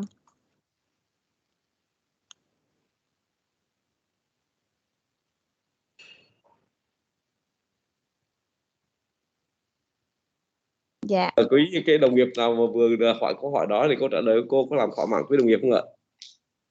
Dạ, nếu mà chưa thỏa mãn thì quý vị có thể đặt tiếp cái câu hỏi. Thì tiếp theo tôi thấy có một cái câu hỏi rất là hay, hoặc là nếu mà tại vì cái resem á, hoặc là một số xi măng resin có thể dùng để gắn những cái mặt dán bằng sứ hay laminate, thì trong trường hợp những cái mặt dán rơi ra rồi á, cái mặt dán nó bị xúc ra rồi, thì mình cái xử lý cái mặt dán như nào để có thể sử dụng được những loại xi măng này ạ? Xin mời cô Hải Phùng. Dạ, là cái vernier hoặc là cái phục hình sứ hả? Dạ, cái mặt dán sứ mà nó bị bong ra, cô Hải Phùng. Dạ. Thì mình xử lý cái mặt dán như thế nào để có thể sử dụng được cái loại xi măng này? The next question is regarding the veneer. In case we have a dislodge of veneer, like the failure of adhesive, and how should we treat the veneer side to so that we can rebond the veneer into the tooth? Is there any consideration in treating the veneer before rebond to the tooth? I'm sorry, you're saying if there's a veneer the and there's a failure, it dislodges. Yeah, dislodge it from the tooth after certain times, times of use, and let's say the patient bring us the veneer. It just we just have to rebond it. So how do we treat the veneer before we have bond it into the tooth? So we would have to follow more or less the same procedures. First, we'll have to clean off the cement from both the veneer surface and the tooth surface. Then if it is a ceramic veneer, like we saw in the video, we have to do our pre-treatment with hydrofluoric acid, then apply the G multi-primer again because it contains the silane. And on the tooth surface, once cleaned, we apply the AEP, then apply the cement and can rebond. That's only if the veneer is not damaged or broken. If it is as is, then we just repeat the same steps. Thì về cơ bản á, là cái quy trình nó cũng giống như là hồi nãy, nhưng mà phải thêm một bước làm sạch về phía cái veneer cũng như là làm sạch cái bề mặt răng trước khi dán. Và về cái veneer thì sau khi mà mình lấy sạch xi măng ra thì mình sẽ xử lý bằng HF, rồi sau đó là mình bôi cái G Multi Primer. Rồi, còn về phía bề mặt răng thì mình cũng làm sạch bề mặt răng và mình bôi cái EP, rồi sau đó mình trộn xi măng mình gắn lại.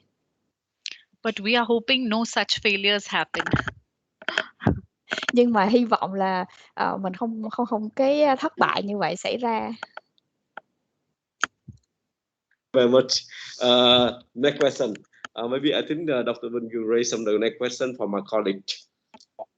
Yeah. Có một cái câu hỏi nữa là về cái nhóm những trường hợp mà bệnh nhân cùi răng, thức ăn hay là nhiệt độ đó ảnh hưởng đến cái tính chất của xi măng theo thời gian. Tức là nói đến về cái vấn đề đổi màu hay là cái độ bền của xi măng đó. Cái câu hỏi của một câu hỏi của một cái bạn liên quan đến cái chuyện là cái đặc tính của bệnh nhân, ví dụ giả sử cái dịch nhà được tiết ra hay là những cái nhiệt độ thì nó có ảnh hưởng đến cái tính chất của xi măng hay không, ảnh hưởng đến cái độ bền của xi măng, ảnh hưởng đến sự thay đổi màu sắc của cái răng trong quá sau khi đã gắn phục hình hay không. Và thì đối với loại xi măng mới như là FreeSem này á thì nó có cái gọi là những cái hạn chế này như thế nào? Thôi hôm qua được đưa về một dây, cái dây kia đâu? Yeah. The next question is regarding to the longevity of the cement line after a long time in the patient's mouth with the dentin fluid, the food, the temperature. Is that the factors could influence to the quality of the cement? For example, it could change the color or the longevity of long term. And with this new products, how is the improvement to reduce that factor? So actually this product is being launched newly in Southeast Asia, but the product has already been in use in Japan for about 2 years. So we have the studies that I showed you comes from our R&D facility in Japan. So as long as there has been proper isolation and the steps have been followed as in the IFU, there is no need to worry about any sort of dislodgement or color issues. Thì câu trả lời á, là thật ra cái sản phẩm này nó mới được tung ra ở Đông Nam Á, nhưng mà ở Nhật là người ta xài đã 2 năm rồi.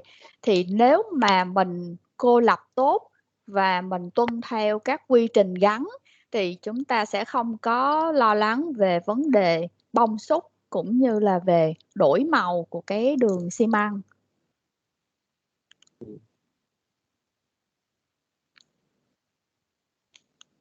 Cảm ơn cô Phụng. Có một cái câu hỏi nữa là thường những cây xi măng mà lưỡng trùng hợp thì nó có hai sự đổi màu so với là xi măng quang trùng hợp. Thì như vậy đối với sản phẩm này có cải tiến gì không? Xin lỗi, của cái GSM1 này nó có cải tiến gì không so với là những cái thế hệ mà xi măng lưỡng trùng hợp trước? Cái ổn định màu sắc, tức là sự đổi màu theo thời gian đó, ổn định màu đó. Màu theo thời gian đó. Những trường hợp mà mình gắn phục hồi đó thì có thể là theo thời gian á thì nó đổi màu, nhưng là mình dùng trong trường hợp veneer mặt dán sứ. Yeah, the next question is generally with the dual cure cement, we face quite problematic about the cement line discoloration. So what is the improvement of this product that can make the resin cement color stability? Okay. So even with our GSM link force, the BPO amines have been avoided. It's some sort of tertiary amines that have been used in the cement. So likewise, even with the GSM1, the amines are usually what cause that kind of discoloration over a long period of time. So what has been used in this cement is of that same, the same technology, and there is color stability. I can probably look for some papers from our R&D to support this. But as far as we know, with regard to the link force and the GSM1, the amines which usually cause that sort of discoloration has been removed. It is a different sort of technology or a different BPO amine that has been used. You mean we have another products inside the material that make this product GSM1 and link force have better color stability. Yes, yeah. And the detail you can look for later on, right? Yes. There is a test actually which was done with a disc. This is for the link force. There's a test where it was placed underwater and the color stability was noticed for like 24 hours, 7 days, 2 months, like that for up to 6 months. It was compared with 2 other cements, the Reliax, I think, and one more. I'm not too sure. And it showed that the color stability of that link force was the highest over that period of time when it was placed in saliva. Sorry, not water. It was placed in saliva, but outside. It was a lab experiment that was done to test the color stability. So it is that same form of technology that has been employed with the GSM1 also, and we are confident about the color stability. Với cái GSM á, thì cái chất ổn định màu trong xi măng nó cũng cùng một cái công nghệ với xi măng link force. Thì có một cái thử nghiệm trong labo là người ta nhúng cái phần mà cái kiểu như là đã gắn xi măng và người ta nhúng trong cái môi trường nước bọt và người ta xem cái sự ổn định màu, người ta đo trong 24 giờ, 7 ngày, 2 tháng và người ta đo tới 6 tháng. Với cái loại xi măng này và với những cái xi măng khác thì người ta thấy là cái sự thay đổi màu sắc á, của cái xi măng này nó rất là ít, nói cách khác là nó ổn định. Và nên là cô Thomas rất là tự tin khi nói là cái xi măng này nó có cái ổn định màu xi măng khá tốt.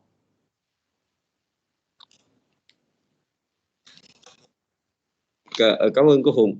Yeah. Thank you very much, Dr. Thomas. Thực ra là cái câu hỏi mà về cái tính ổn định màu sắc của xi măng theo thời gian á, thì có rất nhiều đồng nghiệp hỏi câu hỏi này, và tôi hy vọng rằng cái phần trả lời của Thomas đã giải đáp một phần cái thỏa mãn cái thắc mắc của quý đồng nghiệp liên quan đến cái sự ổn định màu sắc của xi măng của cái loại xi măng mới này sau khi gắn ạ. Tiếp theo thì tôi nghĩ có một cái câu hỏi cũng rất là thú vị.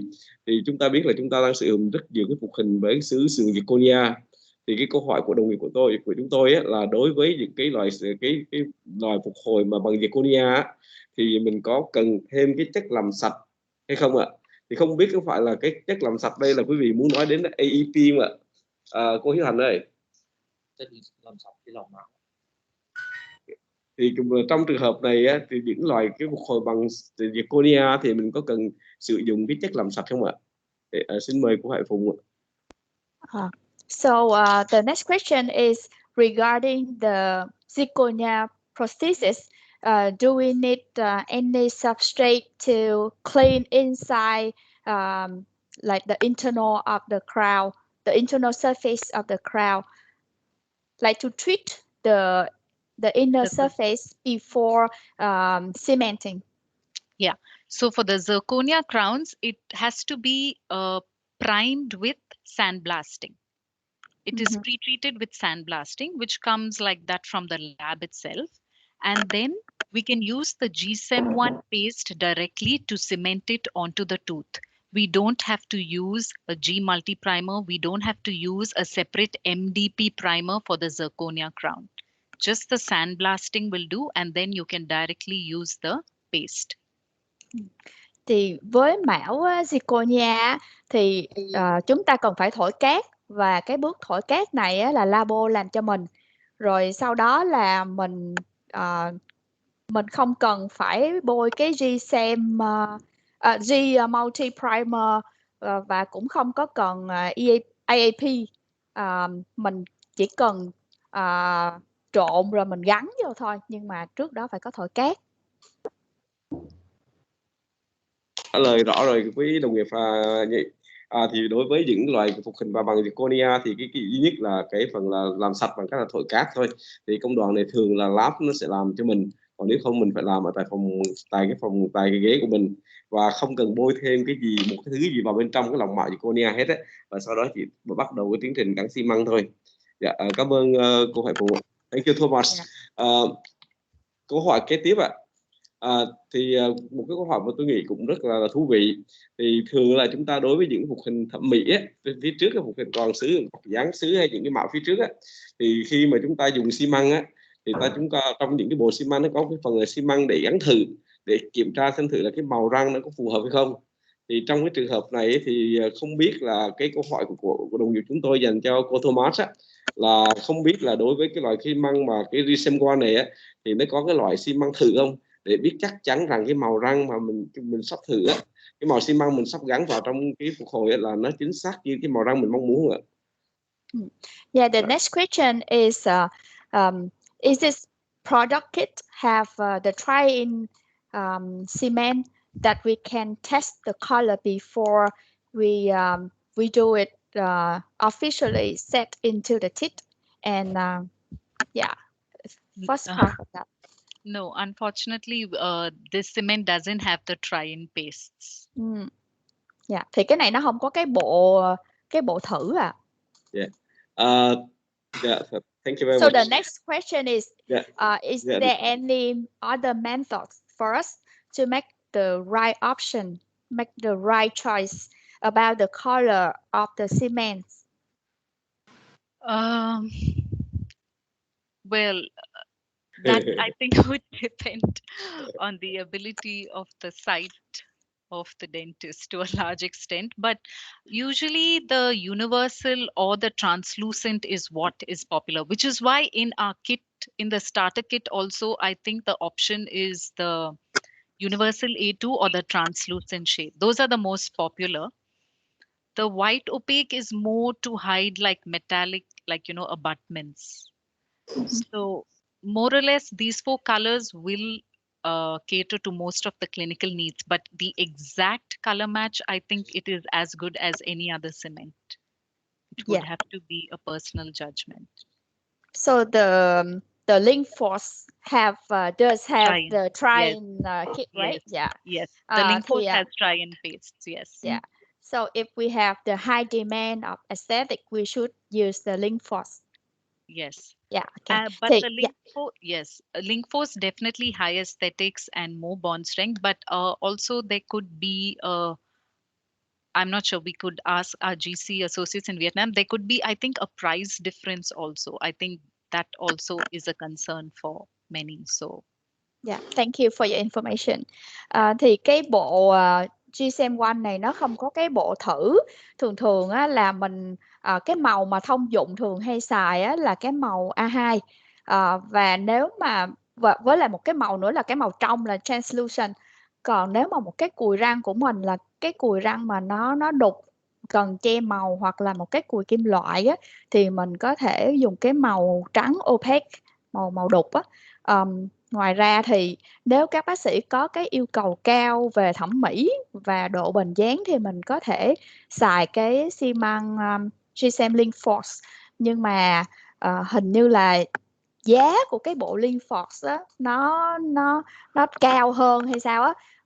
Nhưng mà cái bộ Link Force này thì nó có cái set để cho mình thử màu trước khi gắn. Dạ, còn câu hỏi nào nữa không ạ? Dạ, chắc là quý vị cũng cái câu hỏi này chắc cũng đã đáp ứng được một số cái yêu cầu và thắc mắc của quý vị. Thực ra là nếu mà mình những cái phục hồi về yêu cầu thẩm mỹ cao á, thì nó là một cái điểm hạn chế của cái loại xi măng GSM One này, và mình sẽ khuyên mình chuyển qua một loại xi măng khác có thẩm mỹ cao hơn, là những giả sử Resilient Port. Thì trong bộ Resilient Port nó có cái bộ Try-in Fast là cái bộ dùng xi măng thử để gắn thử, còn cái GSM nó không có, và nó chỉ là chắc là phải dựa vào rất nhiều vào kinh nghiệm của nhà lâm sàng để quyết định chọn cái màu thích hợp. Thank you very much.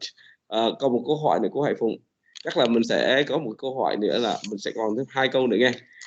Thứ nhất là cái mà thầy vừa rồi mình vừa có câu hỏi liên quan đến cái chuyện là cái try-in fast trong cái bộ măng xi măng GSM, và GSM nó có cái loại try-in fast đó, thì nó một cái điểm bất lợi của cái loại xi măng này.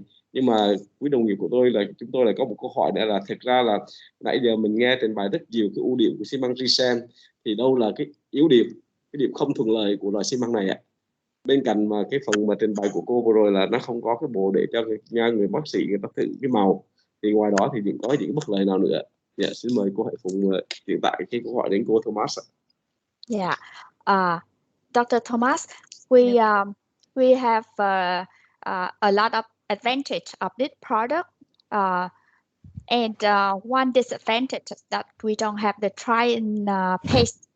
Is there any other disadvantages of the GSM One that you want to advise us as a clinician?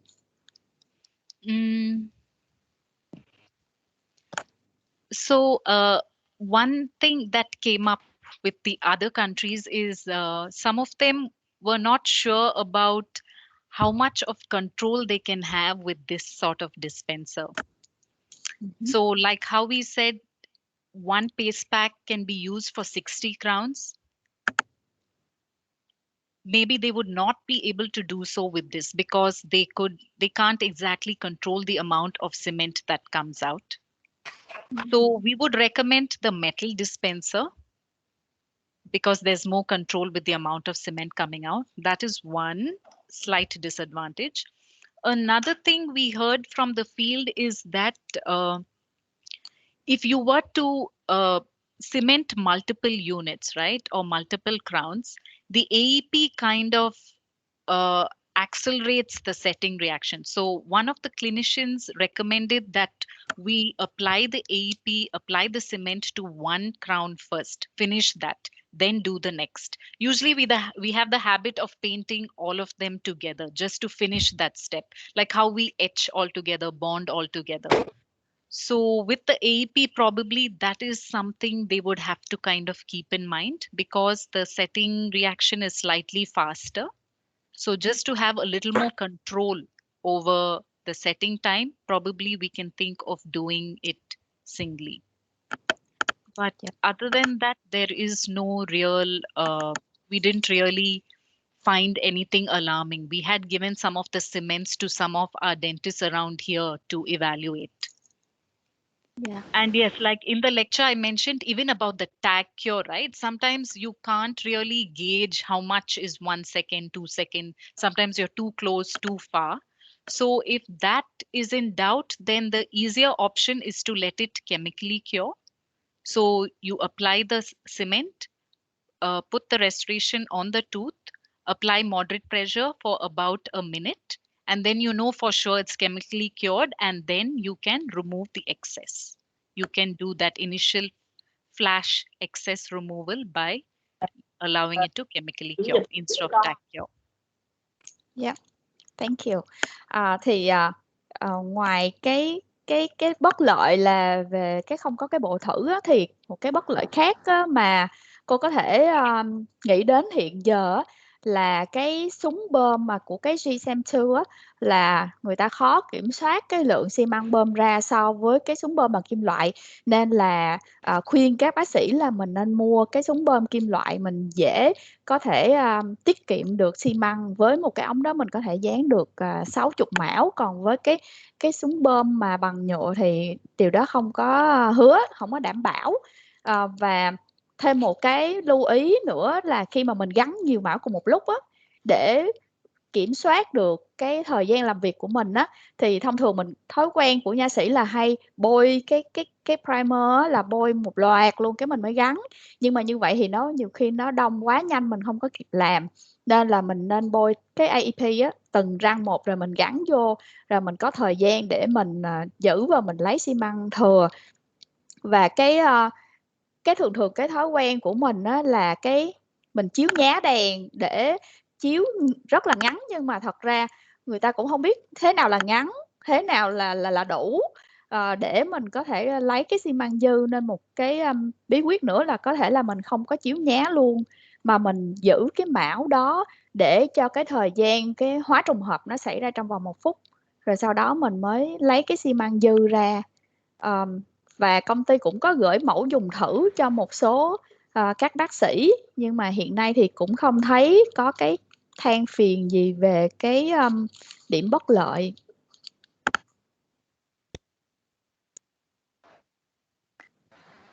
Cảm ơn cô Hải Phụng. Thank you so much. Thì bây giờ chúng ta thấy là cái bất lợi là mình thấy rõ ràng là cũng có tranh part rồi, nhưng mà muốn để có một số cái bất lợi mà mình có thể khắc phục được, ví dụ như là thay vì mình dùng cái súng bơm bằng nhựa thì mình nên trang bị thêm một cái súng bơm, thì mình bỏ ít tiền mua thêm cái súng bơm nữa, hoặc là hãng phải cung cấp cho mình cái súng bơm bằng kim loại để mình có thể sử dụng trong cái quá trình thao tác của mình nó thuận tiện hơn.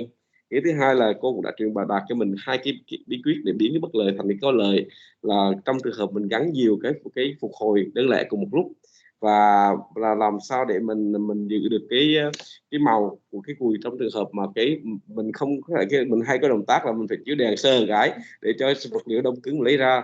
Thì trong trường hợp này cô đã đưa cho mình một cái tip là mình nên, tại vì cái này là lượng trùng hợp, nó có hóa trùng hợp, mình giữ cái lòng mạo một lâu một chút xíu trong 1 phút, rồi lúc đó thì mình chiếu đèn. Cảm ơn cô Hải Phụng. Không biết là cái câu trả lời của cô như vậy có đáp ứng được cái yêu cầu của quý đồng nghiệp không ạ? Thì tôi nghĩ là cái tiếp theo thì thầy Trần Xuân Vĩnh cũng có một cái số ý kiến để bổ sung cho cái phần trả lời câu hỏi của Thomas ạ.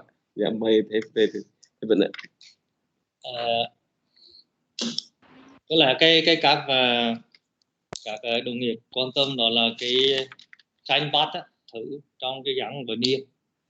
Thì theo tôi biết là cái linh Phục thì hiện nay nó có thêm một cái option, đó là quang trùng hợp, nhưng mà ở châu Âu thì xài, nhưng mà ở Việt Nam mình thì không có. Như vậy thì cái giải pháp mà nếu như mình sử dụng trong cái gắn veneer đó, thì mình có thể chọn lựa cái linh Phục. Và linh Phục thì nó có cái tranh bắt, và trong tương lai thì luôn tiện đây câu hỏi thầy anh bác sĩ Hùng đó, thì không biết là cái loại mà hóa trùng hợp đó của linh Phục thì sắp tới có sẽ đến Việt Nam hay không? Thứ hai nữa là cái giải pháp cho em hỏi lại cho thầy lặp lại cái câu hỏi hồi nãy em chưa có theo kịp là cuối cùng là cái ý hỏi là gì ạ? Không, tức là ý là chia sẻ thêm cái đồng nghiệp đó, cái lựa chọn mà khi mình gắn veneer đó thì mình có thể sử dụng cái liên phật, rồi cái liên phật nó có cái chanh tắt, thay vì mình sử dụng cái loại Risen One. Dạ.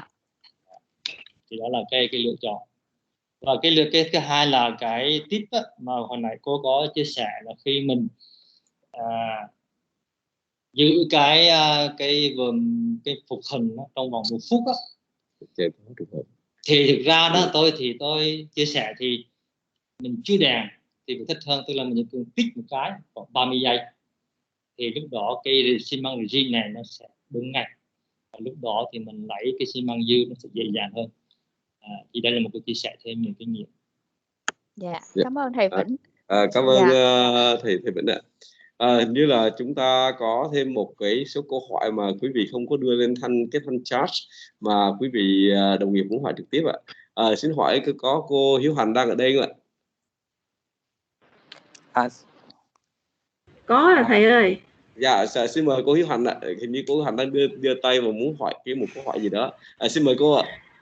Thì tại vì tất cả các hãng đối với lại cái mà sim mới bây giờ, cái mặt dán mà nó có zirconia đó, thì cái hãng đó đều là mình phải có diệt clean. Tại vì mình đã thổi cát ở giai đoạn labo, nhưng mà giai đoạn trong miệng thì là cái nước bọt nó phản ứng với lại zirconia ra một cái chất. Thành ra cái chất đó nếu mà không có diệt clean thì keo hay là cái gì nó không có thấm vào được trong những cái mà mình soi mòn thổi cát rồi. Thực ra thắc mắc là cái này mình có dùng diệt clean nữa không, mặc dầu là đã có thổi cát, nhưng mà khi mà mình thử ở trong miệng thì cái nước bọt nó làm nhiễm cái zirconia của mình. Cái phát minh mới bây giờ là như vậy, thì cái hãng nó có diệt clean. Dạ, em sẽ hỏi cái này ạ. Dạ, the next question from my teacher is the new products that they launch is ZClean, and the reason to use ZClean in the zirconia crown is due to the drying step inside the mouth. We have saliva, and the saliva could contaminate the crown, the zirconia crown. So should we use ZClean prior to GSM1 to enhance the bond strength? Have you ever test about that ZClean? Yeah, so there's something called IvoClean also available. So usually the zirconia crown, when we try inside the patient's mouth for the fit and then we remove it, it's contaminated with saliva. Mm-hmm. So some dentists have a chairside sandblasting unit. So you can either sandblast again, but if that's not possible, you can use the IvoClean to clean the interior surface, and then is when we recommend to use the cement and use the luting cement and then place it on the tooth. So that would be better. Yeah. Yes. Okay. Thì cô nói là đúng là khi mà mình thử trong miệng á, thì cái nước bọt nó cũng có thể làm nhiễm bẩn cái mão. Thì ngoài cái ZClean, cái thị trường còn có cái IvoClean. Thì khi mà mình thử xong thì nếu kỹ thì mình có thể dùng cái thổi cát á, tại ghế nhà. Còn nếu mà ghế nhà mình không có thổi cát thì mình có thể sử dụng IvoClean.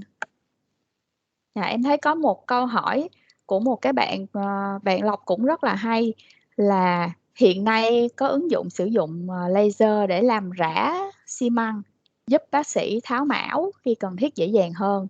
Vì vậy cái loại GSM này có thể dùng với công nghệ đó hay không?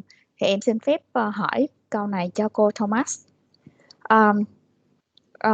So today we have the application of laser to remove the cement when we need to remove the crown. How about with the GSM1? Could we use laser to kind of dislodge the crown after bonding with GSM1? That's a good question. We didn't really think about it. Because we are hoping someone who uses this cement to place a restoration doesn't want to take it off immediately. But I agree.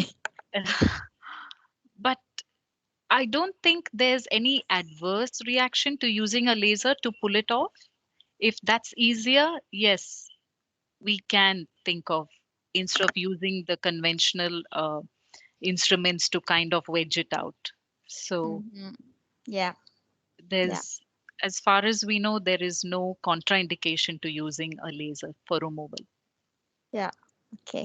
Thì đây là một câu hỏi rất là hay nhưng mà cũng rất là khó trả lời, bởi vì hãng cũng mới chế ra cái xi măng này và người ta cũng muốn gắn một cái phục hình lâu chứ người ta chưa có nghiên cứu tháo mão với cái này. Nhưng mà thật ra laser để tháo mão nó hình như nó rất là có ít trong chỉ định, nên là nếu mình có thể thử.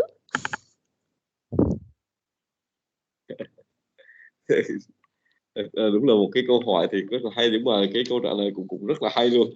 Thì thực ra là cái xi măng rất là mới, và cái công nghệ tháo mạo công nghệ rất là mới, thì nó vẫn là cái bài, một cái thách thức phía trước. Nếu mà sau này thì mỗi quý đồng nghiệp mình làm, mình sẽ có kinh nghiệm và mình sẽ được mình sẽ cập nhật thêm cái kinh nghiệm này trong cái việc mà cái sử dụng xi măng.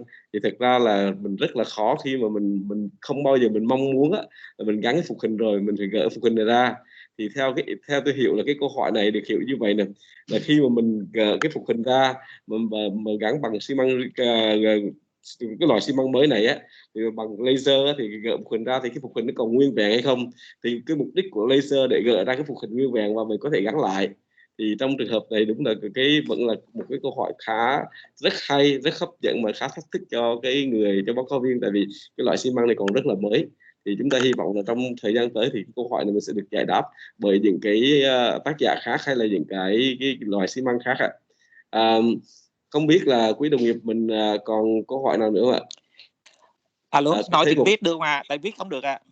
Dạ được ạ. Mời thầy Đỗ Minh Trí ạ. Phụng ơi, tại vì thầy viết không được trên cái slide. Cái câu hỏi của thầy là trong đây có một cái giai đoạn là lưỡng trùng hợp á, thì có sự khác nhau giữa khi mình, thứ nhất là độ dày, tức là mình có cái mention nào về độ dày không, tức là cái thickness của cái lớp mà phục hình á, thì nếu mà cái độ dày của cái lớp phục hình nó khoảng bao nhiêu thì chiếu đèn bao nhiêu, hay là nó chỉ tất cả đều qua được. Đặc biệt là trong trường hợp zirconia mà chiếu đèn qua thì tới này thì thường người ta nói là nó phải có một cái lớp độ dày nó vừa phải nha, chứ không phải là tất cả như vậy. Rồi cái thứ hai, câu hỏi thứ hai thầy là trong cái này có thể dùng trong những cái cầu răng dán và có chỉ định trong cầu răng dán mà toàn sứ không, tức là cánh bằng sứ luôn ha. Cái thứ ba nữa là trong cái mà ta nói là cái surplus á, mình dùng cái hạt aluminium 30-50 micron á, mình lên thì sau đó mình phải dùng một cái bước là mình dùng cái isopropanol 99% để mình clean á, mà sao thầy không có nói, mà cô nói không cần. Thì trong khi tất cả những cái procedure á, nó của cái dán á, thì nó có điều phải qua cái bước là dùng cái isopropanol 99% để nó gọi là cleanser cái bề mặt sau khi mình sandblast của cái zirconia đó ha. Thì Phù hỏi dùm 3 câu hỏi. Thứ nhất, độ dày có liên hệ không? Nó có ảnh hưởng tới độ dày mà preparation á của ấy, thì nó có liên hệ tới cái sự mà tại vì nó có bước light kill nữa, thành ra nó ảnh hưởng không? Cái thứ hai là có thể dùng trong cái cầu dán, có chỉ định trong cái cầu dán toàn sứ không? Cái thứ ba là cái sữa mà làm cái cleanser thì tại sao trong những cái kia nó tất cả những cái tài liệu nó đều nói là có dùng isopropanol 99%, thì trong đây cô nói là mình không cần thì sao? Dạ. Hỏi đấy hả? Dạ. Cô cùng chuyển lại cô hỏi đến cho cô Thomas. Yeah. Our question is regarding the thickness of cement gap requirement for light cure, because this product is dual cure, so we also need light cure for the setting of the cement. And is there any requirement of the thickness of the cement gap for this one? This so this is a dual cure cement. So Dạ. that actually light cure is not really needed. The cement will even otherwise set by itself. If you're asking about a minimum thickness that's needed, not really. In the sense, like I said with that dispenser, if it is an onlay, a certain amount of cement comes out. We mix it. We apply it on the inner surface. Then we place it on the tooth. The excess obviously comes out, which we clean. But the amount of cement that's remaining and inside is, I mean, it's sufficient to loot the prosthesis onto the tooth. There is no minimum or a maximum thickness that we recommend. Phụng ơi, câu hỏi là thickness of the layer of the veneer or the preparation, not the thickness of the cement. Yeah, sorry, thầy. The thickness of the and is there any requirement regarding the thickness of the prosthesis, like the thickness of the veneer or the thickness of the zirconia crown? How No. different between the thickness of the lithium silicate with the zirconia? You can recommend first. There is no recommendation like that. There is no specification that this crown or made with this particular material has to be this thick or this thin. So depending on the clinical condition, on the tooth, the adjacent teeth, and the substrate that is used, the crown will be fabricated for the patient's requirements. So that doesn't matter. The cement will still work as well. Thì câu trả lời là The film thickness, like I mentioned earlier, of the GSM1 is about 5 microns. So the film thickness is really good to provide aesthetics as compared to the others, which were 10 and 15 and 30 microns thick. So the ideal film thickness that we achieve with this is about 5 microns. But besides that, there is no specified recommendation for the thickness of the prosthesis itself. Thì chỉ có cái độ dày tối thiểu là tại cái xi măng này nó có thể ép mỏng tới tối thiểu là 5 micron. Thì ngoài ra thì không có các yêu cầu đặc biệt về độ dày của phục hình. Cũng như là người ta cũng chưa có cái khuyến cáo là phục hình làm từ vật liệu này thì nó phải dày bao nhiêu và làm bằng vật liệu kia nó phải dày bao nhiêu để gắn được cái xi măng này. Thì thật ra cái xi măng này, cái đó bề dày của cái vật liệu đó nó tùy thuộc vào điều kiện lâm sàng, về cái cùi răng mà mình mài và về cái vật liệu mà mình sử dụng để mình làm cái phục hình thôi, chứ cái xi măng này nó không có yêu cầu về cái độ dày của phục hình. Dạ, thì em xin hỏi tiếp cái câu thứ hai là cái vật liệu này có sử dụng để gắn cầu răng toàn xứ không ha? Cầu răng dán toàn xứ, cánh xứ em, nó gọi là bonded resin brick á. Cầu dán toàn xứ. So could we use GSM1 to cement a bonded on ceramic bridge? Yes, it can be used for all ceramic too. The bonded on ceramic bridge can, yes. Dạ được Cantilever, yes, Maryland, cantilever, low retention, yes, it can be used. Cầu dán Maryland cũng được, cầu vói cũng được. Dạ. Rồi another question regarding the treatment for zirconia crown surface after sandblasting. So it is recommended that after sandblasting with the aluminium outside, we have to use isopropanol 99% to clean the surface before cementation. Is a requirement for this cement GSM1. So basically the cleaning after the try-in has to be done because of the saliva contamination. And that cleaning, we can either do sandblasting again or we use the IvoClean. Yeah. After which we can use the cement and cement it onto the underlying tooth. So if there is no try-in done, a zirconia crown which comes sandblasted from the lab, you can directly use the cement and put it onto the tooth surface. You don't have to treat it with IvoClean or anything else. Only if you do a try-in and then there's a saliva contamination, then we need to clean it, yes. Otherwise, you can directly use the cement. Yeah. Thì cô chỉ nói là nếu mà lab giao cho mình mà mình gắn mà mình không thử trong miệng thì nó không bị nhiễm bẩn bởi nước bọt thì mình có thể gắn mà không còn phải làm sạch. Còn lại nếu đã thử trong miệng thì mình phải làm sạch, mà làm sạch thì hoặc là mình thổi cát hoặc là mình dùng cái IvoClean. Còn có vẻ như là cô không có đá động gì tới cái ý isopropanol hết nên em cũng không biết sao. Thầy có muốn hỏi thêm cái không? đó chắc thầy cái đó chắc là thầy cô đã khẳng định đó là ở trong lab rồi, chứ thật ra thì nó phải có cái bước isopropanol đó 99% trong 10 đến 20 giây. Chắc thôi kệ nó bỏ qua đi, thì mốt mình đấy, tại cô cũng giới thiệu sản phẩm thôi. Ok, cảm ơn. Dạ. Cảm ơn thầy Đoàn Minh Trí ạ. Hình như là mình sẽ có một câu hỏi này thôi quý đồng nghiệp nghe. Nếu một quý đồng nghiệp thêm bất kỳ câu hỏi này thì quý vị cứ để cái câu hỏi trên chat box, để lại cái địa chỉ email của mình và chúng tôi sẽ chuyển câu hỏi đến cô Thomas, và sau đó thì quý vị sẽ có những câu trả lời từ cô Thomas ạ. Xin mời một câu hỏi nữa của cô Minh Hiền ạ. Cô Minh Hiền bật mic đi ạ. Em không có hỏi, em chỉ có là bổ sung cái ý mà dùng laser đó thôi. Tại hồi trước lúc em có học thì là dùng laser để tháo cái veneer hoặc là tháo mão, thì tháo mão thì chưa bao giờ dùng, nhưng mà veneer thì cái cơ chế nó dùng đó là dùng laser để nó làm nóng lên, thì nó nóng lên nó thì nó sẽ bị bond cái lực dán giữa cái xi măng với lại cái veneer, thì như vậy veneer nó sẽ rớt ra.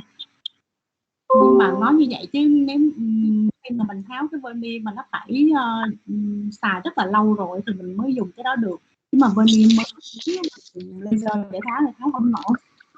Dạ em chỉ có góp ý cái đó thôi ạ. Dạ, cảm ơn cô Minh Hiền ạ. Dạ, và về cái chia sẻ về cái liên quan đến cái việc sử dụng laser trong việc tháo những cái phục hình toàn xứ ạ. Và thực ra là cái lĩnh vực này cách đây khoảng 1-2 tháng á, thì trong ở khoa răng mặt thì có một số thầy cô đã đặt câu hỏi liên quan đến lĩnh vực này. Và hiện nay thì cũng có như là thầy Lâm Đại Phong và một số thầy cô cũng đang nghiên cứu về cái việc sử dụng cái laser này trong một cái số cơ chế, và trong đó có liên quan đến cái việc tháo gỡ các cái phục hình thẩm mỹ ạ. Thì mình hy vọng nếu mà có điều kiện thì các thầy cô của khoa răng mặt sẽ chia sẻ thêm cho tất cả quý đồng nghiệp về cái việc mà cái tính năng của cái laser này trong việc tháo gỡ các phục hình ạ. Thì mà mình nghĩ đây là một cái đề tài cũng rất là lớn, và mình sẽ không thể mà chia sẻ trong một cái buổi chiều ngắn như vậy liên quan đến cái buổi về cái việc xi măng gắn này. Thì chắc là quý đồng nghiệp chịu khó chúng ta sẽ có một cơ hội để chia sẻ về cái đề tài laser này.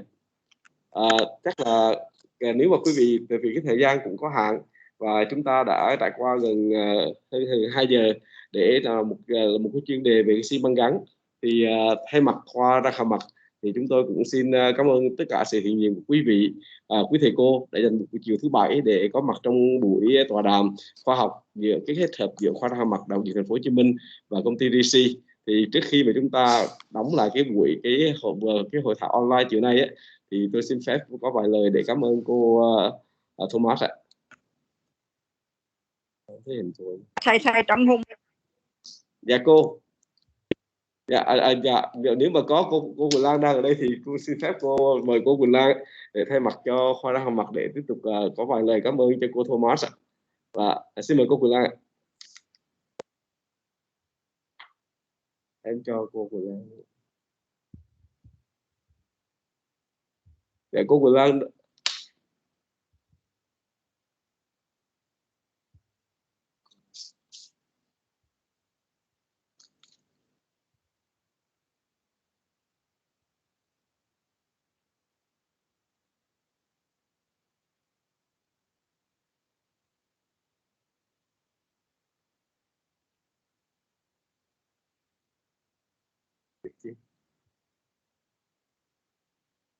Dạ cô Quỳnh Lan ơi.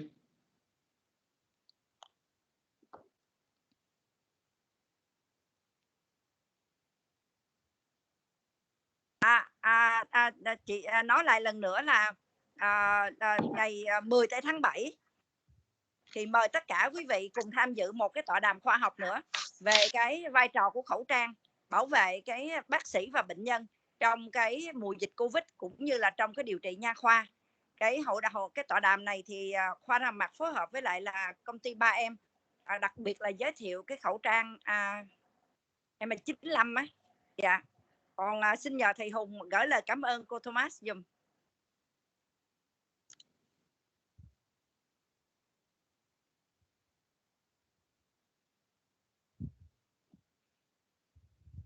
Chuyên đề liên quan đến cái khẩu trang là một cái công cụ bảo vệ không phải chỉ cho người dân mà không phải cho bác sĩ ra mặt chúng ta mà cho người dân trong cái mùa đại dịch Covid này ạ. Thì xin quý vị quý đồng nghiệp chúng ta dành thời gian để theo dõi cái thông tin trên cái fanpage của khoa răng hàm mặt để tham gia cái hội thảo chuyên đề này ạ. Nhưng mà trước khi kết thúc thì tôi xin thêm phép thay mặt cho khoa răng hàm mặt có đôi lời cảm ơn của báo cáo viên chiều nay ạ. Thank you very much, Professor Manta Thomas, for your very interesting virtual lecture with us in this afternoon. I think this something you sharing with about routine Măng, some question or some answer, some reference from you regarding our colleague question is very valuable for us. On behalf of the faculty, also on behalf of our Dean Associate Professor Ngô Thị Quỳnh Lan, and on the lecture from our faculty and all my colleagues to join the virtual lecture in this afternoon. I would like to thank you very much for your time and your lecture in this afternoon. And we are looking forward to seeing you again in the series of the regarding the RISI, regarding the brand name of the RISI Măng and the author issue regarding material. So once again, thank you very much. And looking forward to seeing you again very, very soon after when we're controlling the COVID-19 pandemic. Thank you very much. Yeah, no problem. Thank you so much, Dr. Hung. Thank you so much for arranging this, and Dr. Hung for patiently translating what I was saying.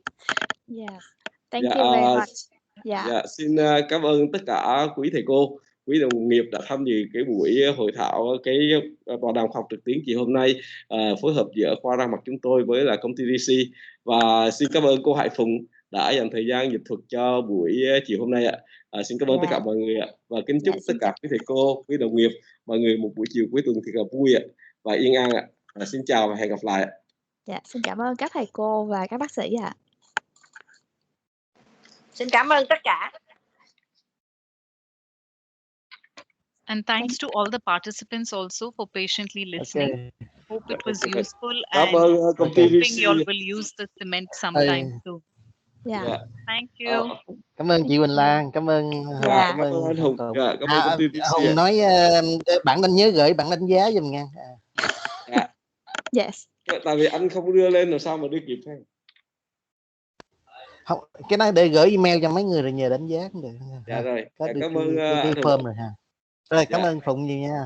Dạ em cảm ơn anh Hùng. Thank you Mama. Yeah. Thank you. Thank you Dr. Hùng. Okay, thank you. See you. Thank you Dr. Manta. Bye. See you all. Bye bye. Bye You bye. too. See you. Okay, bye bye. Thank you. Thank you.